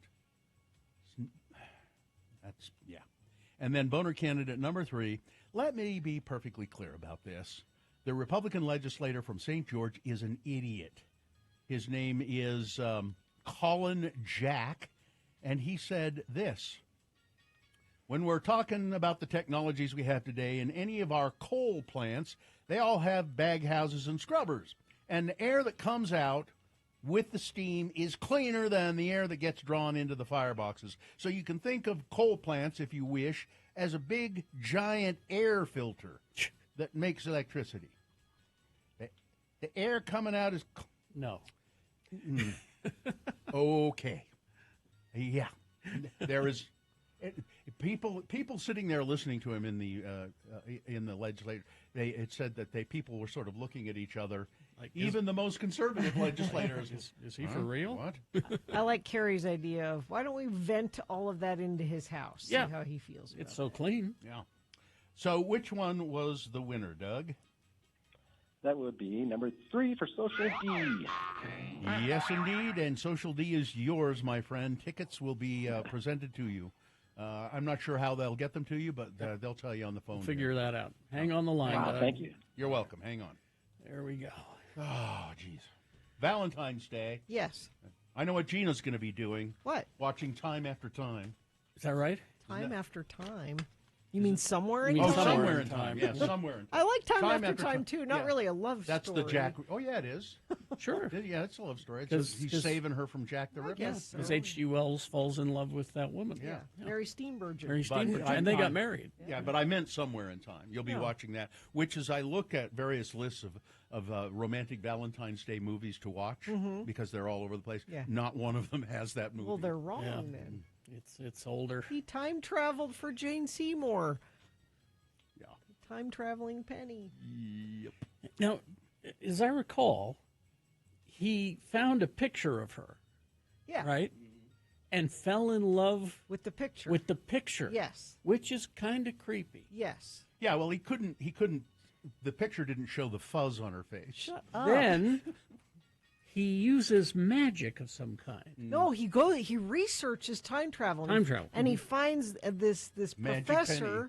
No, Oh. he finds this professor Okay. that wrote a book about time travel Okay. and how it's possible. And how it is possible. And the professor says that he did it once, where he wore the clothes of the time. Yes. And he hypnotized himself, and he said, "I think I was just there for a few seconds, but I know it worked." So Christopher Reeve, you asked for this, by the way. Christopher Reeve, because this was back in the 20s or something. He goes and buys a suit from the 20s. Believe me, Gina, I'm as enthralled as our audience is right now. And he talks himself into. That's how he time travel. Yeah. Talks himself into it. And it works. And No, he goes, no drugs. No. No. And he No goes no machine. and no. he goes back in time and meets her and woos her, and she falls in love with him and everything. But one day, for some reason, he reaches into the coin pocket of the suit and he pulls it out, and it's like a penny from 1972 or something. This is And all. it throws the whole thing. Yeah. This is all a hallucination or fever dream of a madman. Except there is still she still has the penny, or No, he sees the penny and he realizes it ruins the illusion. I'm not of this time. Yeah. And then it sends him back to modern but times. isn't there a little twist or something at the end? The twist is actually at the beginning, where this old woman comes to him and says, "That's what I was." And says, "Come back to me."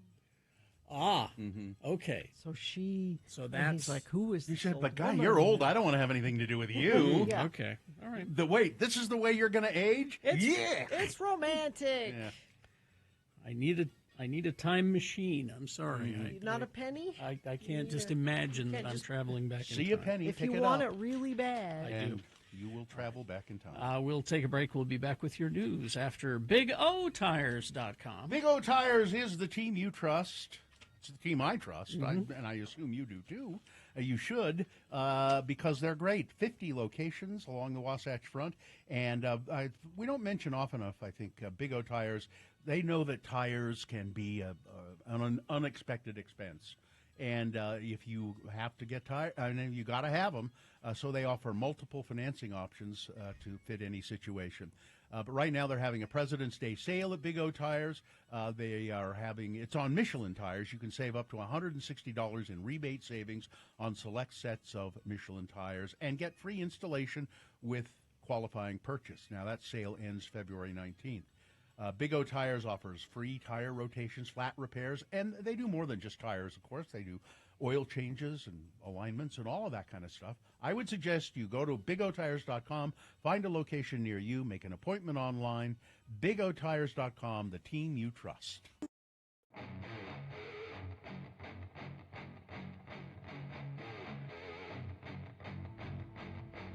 Frank Christ is here. He has joined us in the studio. Hello, everyone. It was warm. My, you sound really just at a low ebb.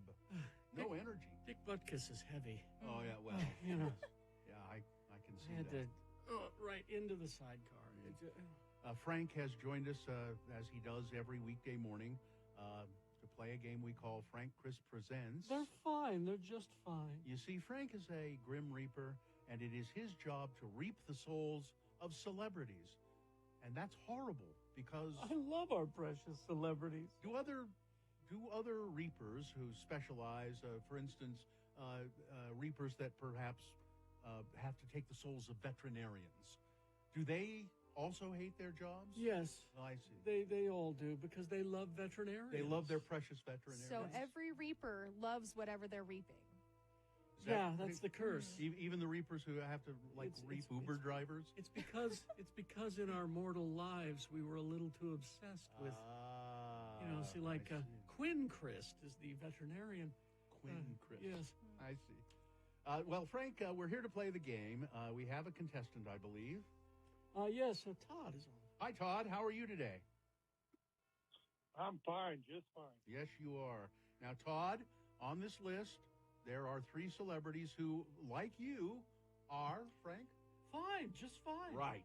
But one of them, Frank has met and taken, and it will be your job, Todd, to figure out who that celebrity is, and what will Todd win if he's successful. Nightmare on 13th tickets back for their 2023 season, celebrating 33 years of Halloween with 2 haunted attractions this year. Of course, the Nightmare Haunted House and the Institute of Terror.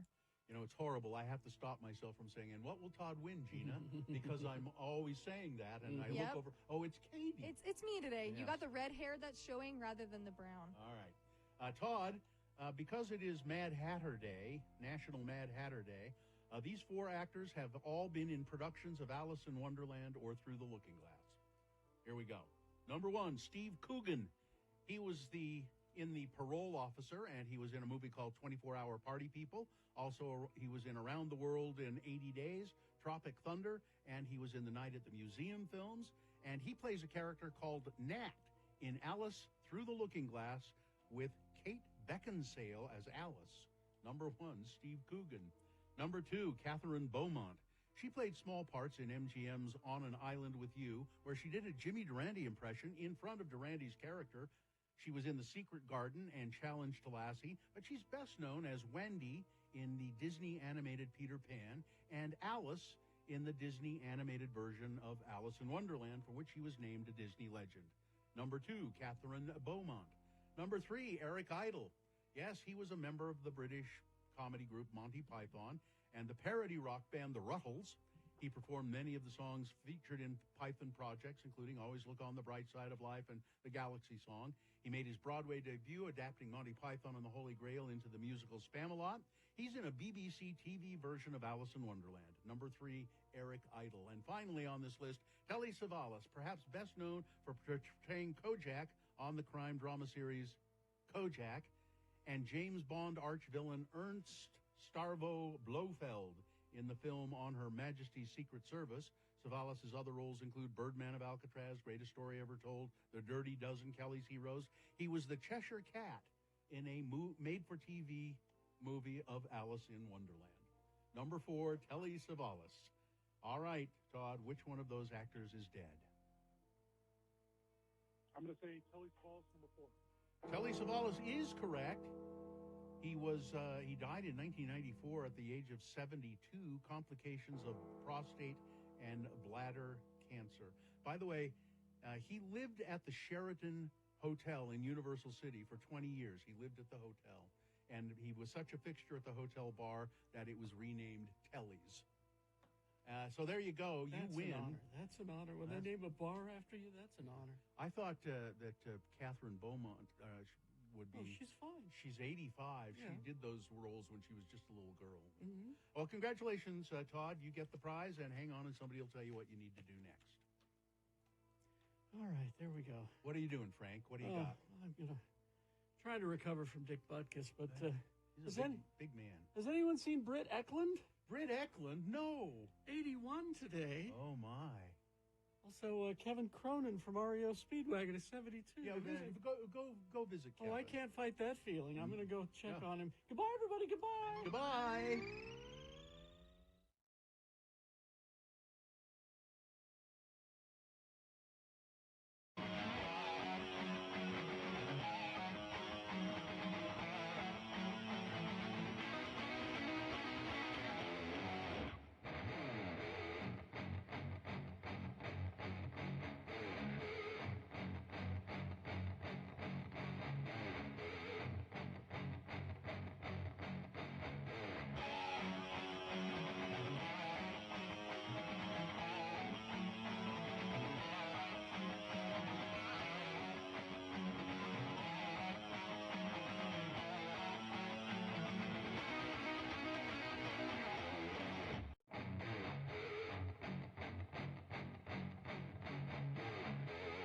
I hate to interrupt. What? But I have late-breaking geek news. Yeah. Oh. Just announced. The cast of the Fantastic Four movie. Okay. Here you go. Okay. The worst-kept secret, Pedro Pascal as Reed Richards, Mr. Fantastic. Excellent choice. Yes. Vanessa Kirby as the Invisible Woman. Okay. Ebon Moss-Bacharach. Oh, Cousin Richie. Cousin Richie. I think he's the Thing. Really? Yeah. And Joseph Quinn as the Human Torch. Now, I get them mixed up with who are the other ones? The Sue Storm and Sue Storm is the Invisible Woman. Oh, okay. Yeah, and Johnny Storm is her brother. Okay. All right. So that Does that mean Cousin Richie will be? And Reed Richards is Rubber Guy. Yeah. In a bunch of, will he be CG? Probably. Okay. Probably. Mm-hmm. Probably You will would be. think. He'll wear a motion capture suit. You know, Mhm. like Ruffalo did with the Hulk. Yeah, you would think. So there you go. Your fantastic forecast. Yay. All right. News brought to you by. Experience the magic and enchantment of Cat and Cauldron, your premier destination for all things occult and metaphysical in Taylorsville. catandcauldron.com. Thank you. A car slammed into a hospital emergency room in Austin, Texas, leaving one person dead and at least 5 injured. There are horrible photos of it showing a crumpled wheelchair and debris covering the lobby after the crash at St. David's North Austin Medical Center in Texas. The 2 children were hit as the car crashed in there. A paramedic was giving people aid. There were probably 20 to 40 patients in the area. It was declared a level 4 mass casualty. Yeah, 24 to 49 people injured in this one car crashing in there. They're still not sure. They don't think it was an intentional act, but just horrible. And a former Catholic priest from South Carolina has been sentenced to 22 years in prison after attempting to sexually assault an 11-year-old boy and showing him pornography. Jamie Adolfo Gonzalez Farias, known as Father Gonzalez, was convicted of the crimes, and he will spend nearly 22 years in prison. I don't understand this story. I mean, I sort of do, but the headline reads, Trevor Milton makes surprise comments during Wasatch County helipad discussion. Billionaire Trevor Milton attended a planning commission meeting Thursday to weigh in on helipad use in the county. The disgraced founder of electric truck maker Nikola was sentenced to 4 years in prison in December, but remains out while appealing his case. Attending virtually, Milton spoke up during Wasatch County's Planning Commission meeting February 8th. On the agenda was a discussion about the place of a helipad in the county. Milton attracted attention last spring over his request to use a helipad at his ranch after neighbors reported his unauthorized flying. The application was denied. In April 2023, the Planning Commission recommended the County Council allow landing pads with a permit, but now the Commission is leaning towards banning helipads altogether. It doesn't mitigate transportation. It doesn't help public safety. It's really about recreational use for those people who can afford the luxury of having a personal helicopter, said one commissioner. What's with all the billionaires in Wasatch County trying to get special treatment? Even though I'm pro-property rights, I don't know that what's more important than the interference with tranquility in our county. Okay, that's the story. Trevor Milton makes surprise comments. They don't mention that he said anything. I guess it's a surprise that he showed up. That's maybe what it means. Okay. What's with all the billionaires up there wanting to screw things up? Kevin Costner is opening a film studio in St. George. Oh, really? Cool. Utah Tech University is opening another campus and a tech hub that is expected to input $3.24 billion into the local economy annually. All in the planning or construction stages in southern Utah. Kevin Costner is opening a studio, and the Utah Tech is expanding. Those are two different. Yeah, two different things. They're not. All right. Let's see. Confusing. Yeah, Costner, who recently filmed Horizon, an American saga in St. George, just fell in love with the area and will be opening up Territory Film Studios near the St. George Airport. And then they say, and the campus is expected to include 70,000 feet of. See, they're so confusing with this story. The campus, by this they mean the movie studio campus. Okay, yeah, that is confusing. Is expected to include 70,000 square feet of sound stages, 51,000 square feet of production warehouses, and 31,750 square feet of production offices. It will include a Costner-themed restaurant. Huh? What would a Costner-themed restaurant? You got your Kevin burger. You got your Costner scrambled eggs. You'd have to have corn of some kind in there because of the cornfield. Corn on the cob. Oh, yeah. You'd have to have water. Cream corn. Maybe there's Kevin Costner's cream corn. KKKK. And a bottomless glass of water. Mm-hmm. For Waterworld. Waterworld. Yeah. Michael Jackson's nephew, Jafar Jackson, plays Michael Jackson in Michael. Yes. Which releases in theaters on April 18th, 2025. He looks like him. The film is now in production. Jafar Jackson takes the stage, recreates his uncle's iconic Man in the Mirror look from his Dangerous tour. With Jafar, every look, every note, every dance move is Michael, said the producer of the movie. He embodies Michael in a way that no other actor could. The Handmaid's Tale. Did you know that that's still in production? Still. Season 6. I thought it was done. Will not return, though, it's until... a reality show now, though. That's what's different. That's why. It won't return until 2025. The final chapter, they say, of the Emmy-winning Hulu series originally was to begin in production 2023 for fall 2024 premiere, but that schedule was delayed by the strikes. I was out after the first season, not because it wasn't good. It's depressing. It was really good. It was too grim and too real. Too grim. I'm really enjoying Mr. and Mrs. Smith. Donald Glover? Yeah. I'm hearing good things about that. Yeah, it's very good. Very entertaining. A little kind of off-kilter, but in a nice way. It's great. Jennifer Lopez says that the Bear Emmy winner, Ayo Edebiri, apologized to her before they filmed their Saturday Night Live episode at the start of February. Edebiri hosted the episode, which Lopez served as musical guest to promote her forthcoming album. In the weeks leading up to the episode, an episode of Scam Goddess podcast resurfaced on social media, and the host had asked Edebiri about Jennifer Lopez, and Edebiri said, well, that's the thing. Her whole career is just one long scam. She thinks she's on multiple tracks, but it's not her. I think she thinks she's still good, even though she's not singing for most of her songs. I don't know. I don't care. It's not untrue what she said. So Edebiri broke down in tears while apologizing to Lopez.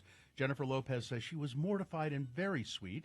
She came to my dressing room and apologized with tears in her eyes. Sounds like Donald Trump.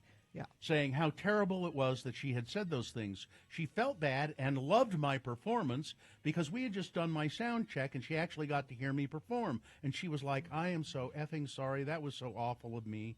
And then Jennifer Lopez said, I've had things like that said about me all my career. Yeah. And I don't really care. There you go. All right. Let's see. Weather, Gina? Yeah. We got it's some. Sunny. Look, it's nice. 48 for a high today. Now, tonight it'll start to change. Overnight tonight into tomorrow, 90% chance of rain. And it is rain because we stay warm. 48 again, a high tomorrow. And then off and on through the weekend, we have a chance of rain. Saturday, though, looks pretty nice and warm, 50 for a high on Saturday. Utah's caucus night is March 5th. Pick a party and show up for your values. Find out how at womensworkutah.com. Put March 5th on your calendar. Our chat room has come up with Kevin Costner restaurant items, Robin Hood's eggs, Field of Cream Corn, Untouchable fries, Batman v Superman prawns of justice, Kraft (burger) day, The Guardian's fish, 3,000 miles to Tasteland pasta, Finn Cup sushi, and Wyatt Earp's ribs. There should be but then there's no way out. You can't. Yeah, you got to do no way out. You can't pay the bill because there's no way out. All right. We'll take a break. We'll be back with your concert calendar after this. Stand by.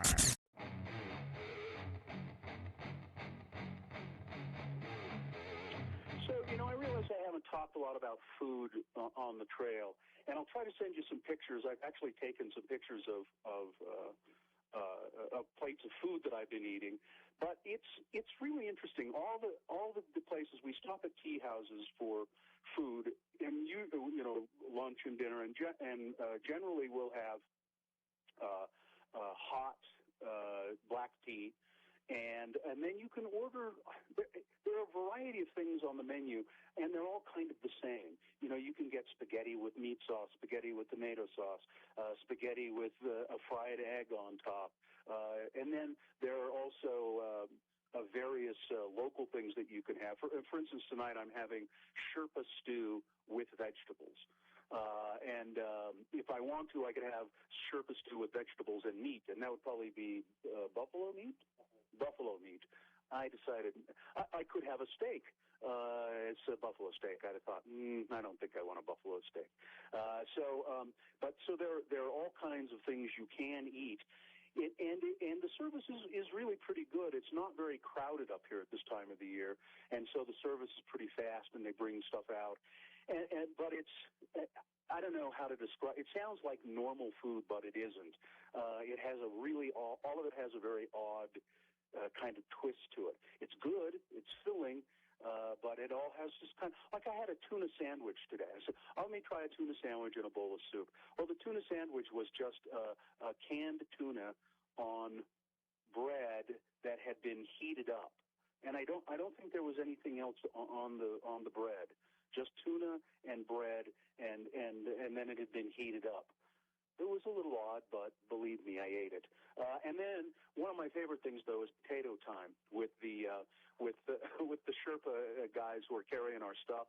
A great crew of guys carrying our stuff, and they all gather around and have potato time. There's a big plate of like red potatoes, so back home, small red potatoes, and they bake them up and they take them in their hands and they rub the skin off of them, and then they dip the potato in this kind of hot, spicy pepper. Chili pepper stuff. Really good. A hot potato, nothing like it at the end of 2 hours I walked up and up and up today. We'll tell you more about it coming up.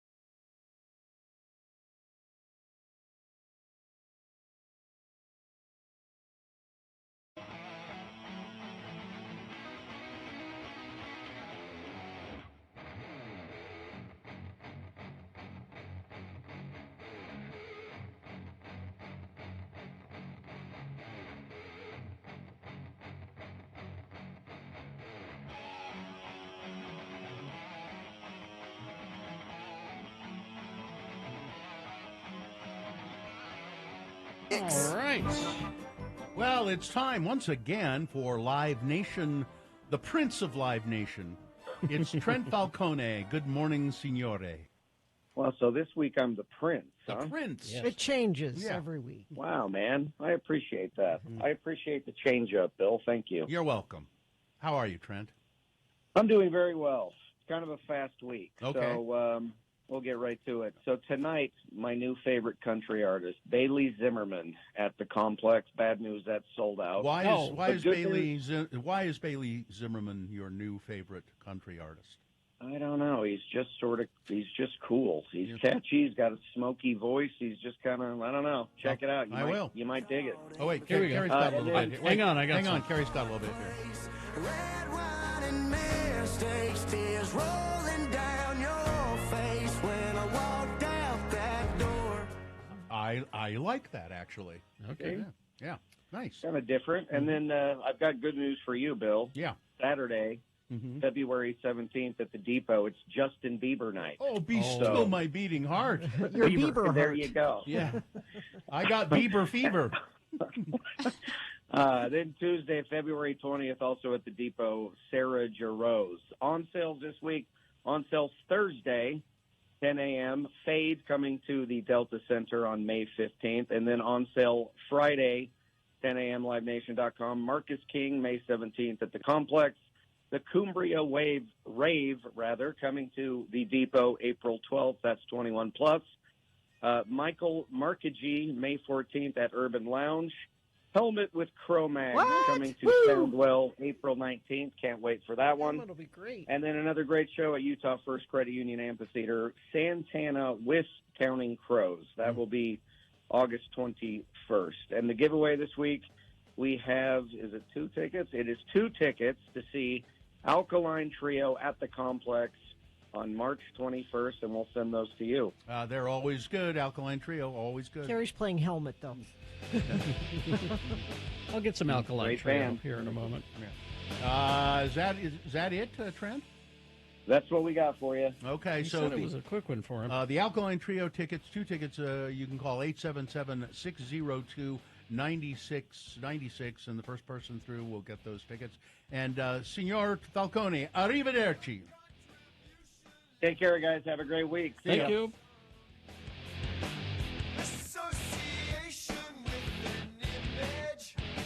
Love this song. There you go. All right. Alkaline Trio is actually going to be here on my husband's birthday. Well, I know what you'll be doing then. Yeah. I really want to go. They really are good. Yeah, yes, they are. All right. What else we got? Other things happening this weekend, all weekend long, Friday, Saturday, and Sunday. John Craigie is going to be here at the State Room, if you want to check him out. Mark Normand, it's so hard for me to say. Normand, again, so hard for me to say. He's going to be here on Saturday at the Eccles Theater for the You Don't Say tour. Just think of the name Norman with a duh. Normand. Right. Normand. It's just, it doesn't comprehend, it just doesn't work in my head. I just want to say Norman. And then on Sunday, if you haven't had enough of them, Plain White Tees are going to be here at Urban Lounge. Tell Delilah hi for me. Other things happening, Swan Lake is still going on through the 17th, which is this weekend. So this is the last weekend to check it out. The Grizzlies are playing the Wheeling Nailers at the Maverick Center, and on 16th, so this Friday is the Ink Against Cancer night at the Grizzlies game. It's a really big deal. Go help out. I wish I could be there. I can't, unfortunately, or else they're doing a whole thing with free, or not free, but really discounted tickets. They're and tattooing you during the hockey game. And the what game? Match. You sounded like you said cocky game. Hockey game. But yeah, that would be really funny. Yeah, they are doing a bunch of like discounted tickets, and if you buy more, you get more of a discount. Our good friend Colin Quinn is going to be here at Wise Guys this Friday and Saturday as well. I actually just came up in my memories of when he was in the studio with us. He was really great when he was in the studio. He was with us. super nice. Very funny, very nice.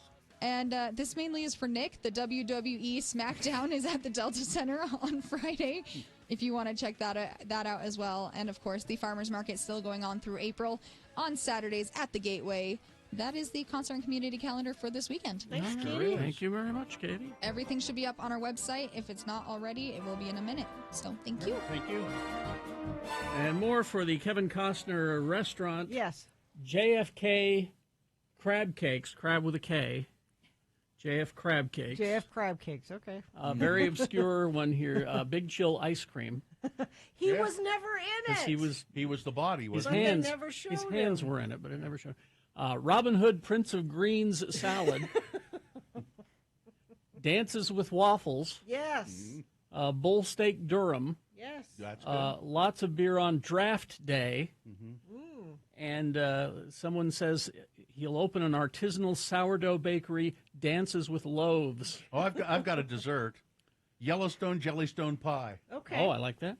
And Bill Costner's No Way Out dish would be undercover borscht because he was Russian. Yeah. See? Oh, yeah. All right. So there you That's go. right. All right. So we're just trying to help. I'm glad we cleared all that up. Trying to help you out there, Kev. All right. We'll Play you a song and crawl towards the exits after the standby. Imagine. Did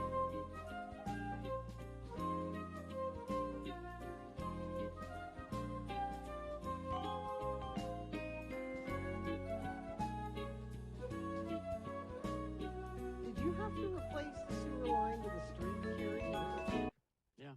And how long did that take? Just at a house, not at a giant building downtown? At a house, it took 3 days. Yeah.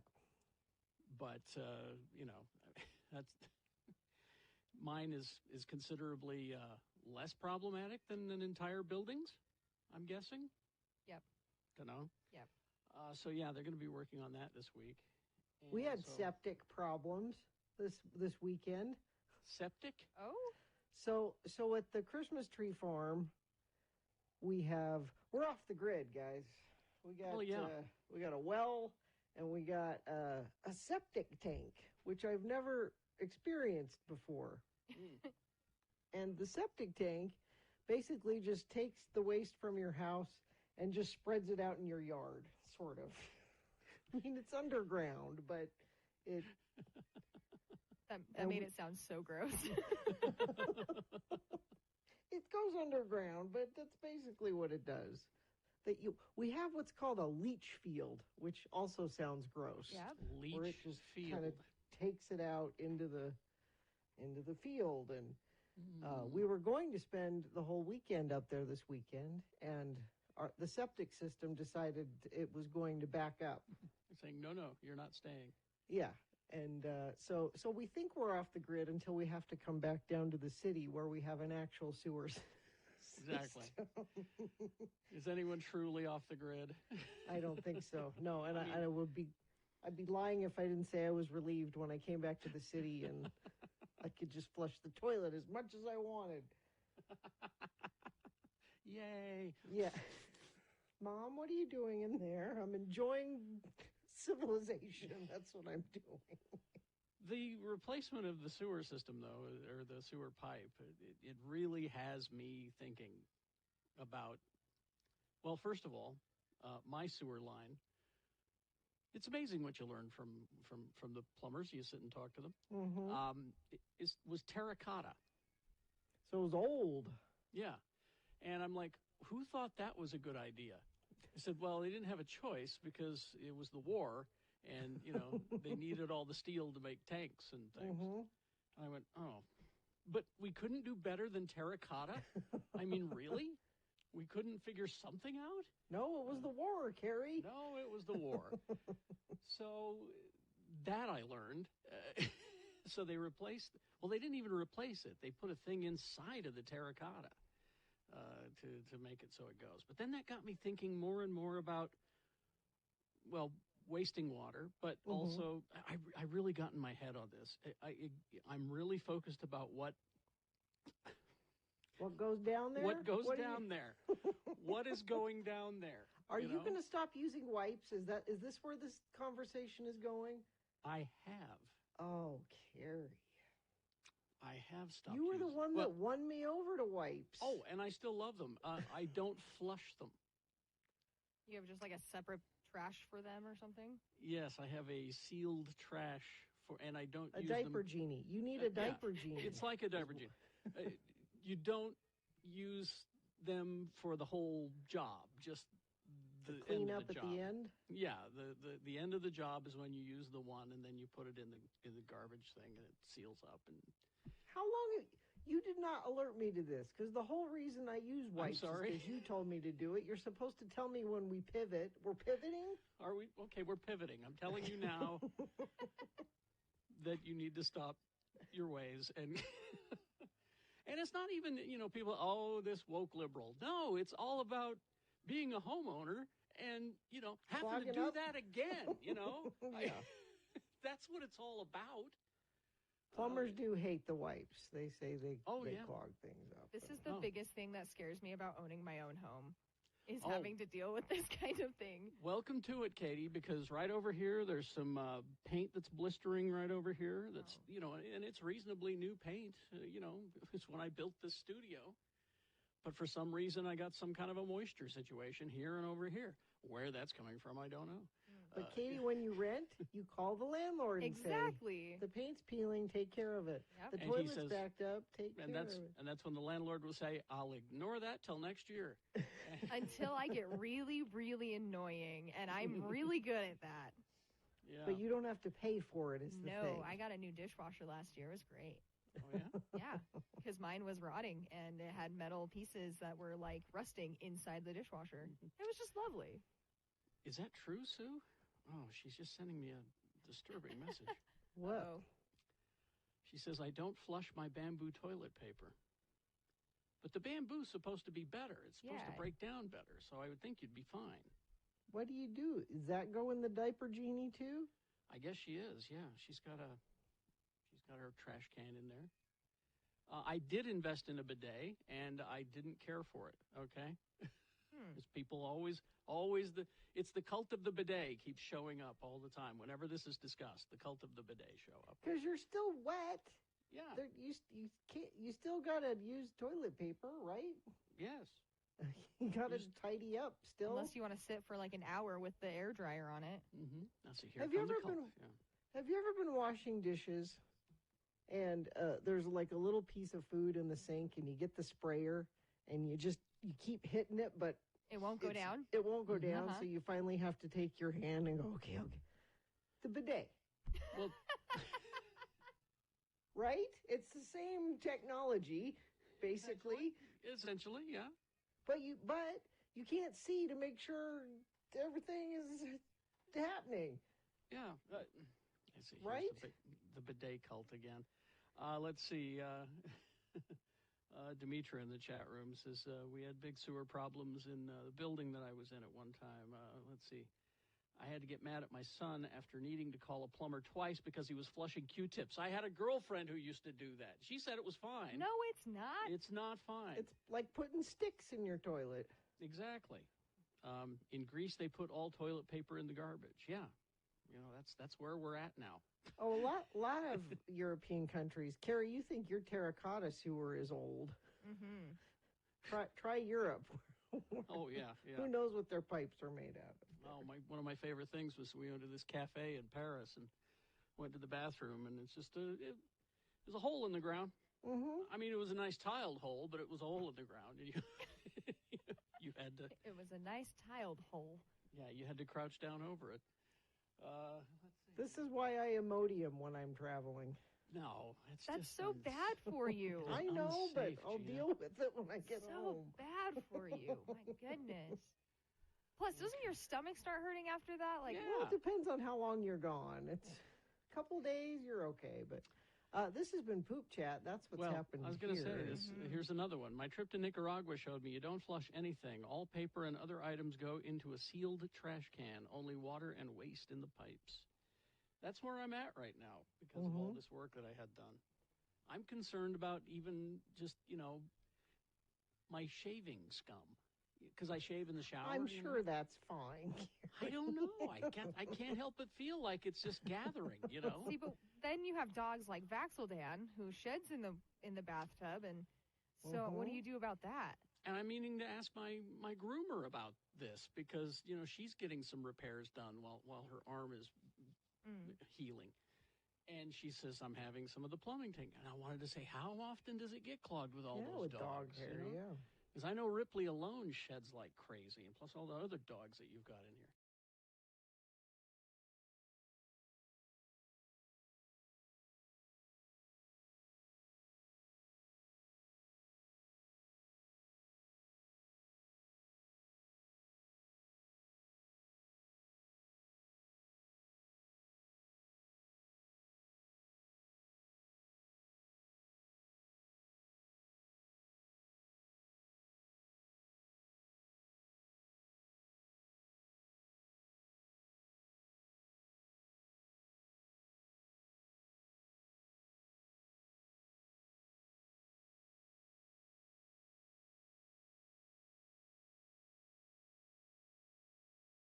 I don't disagree. Somebody texted in the best version of this song is when Taylor's son played the drums live at his memorial. I agree. Yeah. Niagara Falls for that. You mean you cried? Yes. That was a good version. All right. We got a few minutes here. Oh, I have a brief story. Yes. I went to the pharmacy yesterday, and there was a very nice pharmacist helping me with some things, and, younger guy. And so when I go to the pharmacy, if they, I use my legal name. It's Ralph Allred. And so if I have to wait for a few minutes and they call me, they'll always go, Ralph. Yeah. And I go, yeah, here. Yeah. And I get myself. So anyway, I'm talking to the pharmacist about this and that. And then we finished up, and he said, "Can I ask you something? Do you prefer to be called Ralph or Bill?" He said, "I kind of just realized who you were. I started listening to your show." Started? I think that's what he said, or maybe not just. Nice. But he said, I started listening to your show, and I realized, oh, that's him. And so, do you prefer Bill or Ralph? And I said, I don't really care, just my legal name, and I'll answer to either. And he said, you also answer to "Hey you." No, I do not. No, I purposely do not. No, but I went home and I told my wife that story, and she said, "Well, there you go, Bill. That's you. Winning fans, one pharmacist at a time." Winning fans. Because it's a daily stop, isn't it? Winning new audience members, one pharmacist at a time. I mean, they were probably once a week. About once a week. Yeah. To pick up the pills. I gotta They'll get only Daddy's give them pills. to you once a week? Yep. If we give you more than that, you'll overdo it? Uh-huh.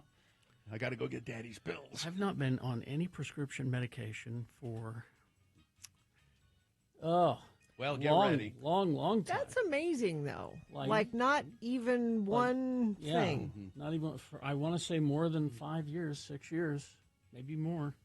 See, I have to get my, you probably take some vitamin supplements. You take, I take a fish oil? A fish oil, but I'm going to stop because the grade is not where it needs to be, Yeah, and we eat that's- plenty of fish now. So. My cardiologist said, "Don't take that stuff." Yeah. I have to take a prescription. It's a synthetic omega-3. And, I don't eat enough yeah. fish. And I take a little something for my Your flux, goiter? my flux. Oh yeah, like pantoprazole or Yeah. omeprazole. Yeah, or one of something. those. Yeah, which you can get over the counter. Yeah, that's over the counter. But no prescription. Nope. Good for you. It's coming. So, no, I'm sure it is. So, none of our bids were accepted For the your extra stateroom. nice room. for the stateroom. on the cruise ship you're going. That on is so crazy tomorrow. how they do that. I don't understand For it. the nice rooms, you have to bid on it, and they won't tell you what the bids They are. won't tell you what the high bid is, which they could because it would continue to raise the prices. Yeah. That's the whole auction mentality. But instead, they make you guess, and none of our bids were accepted. But I'm looking at the suite that we have, and it's okay. You have an outdoor space. I have correct? a deck So area. you can sleep on the deck. Yes. Go sleep on the deck. I have a deck area, so that's good. If you have a deck on a cruise ship, you are obliged to at least one time smoke a cigar on it. Oh. Now, according to this in the anemones section, amenities. Yes, we will be welcomed with a glass of champagne. Well, welcome. There are twin beds that convert into a queen bed. In other words, push them together. Yeah. Is what that means. I got patio furniture on my balcony that I could throw off the boat. Okay. 2 televisions. No, they bolt those down. Why would you need 2 televisions in a room that small? Exactly. Well, now is there only one? Is it only one big space and then a bathroom? No, it's a bathroom, the bedroom, a living area. Yeah, so and then the deck. You got a TV So in the bedroom. It's like a motel room. Yeah. It's essentially a motel room with a view of the ship. Except you've got a bedroom with a door that closes on it.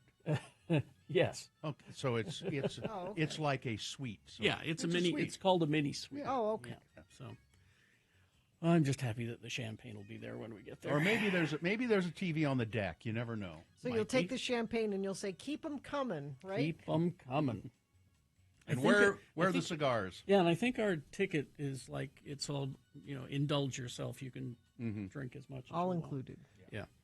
And someone is asking, "Are you excited about it?" My answer is no. Carrie's a good sport. I will do anything for my nieces, and that's what it's all about. Well, you have to take them to the blowhole. Yes.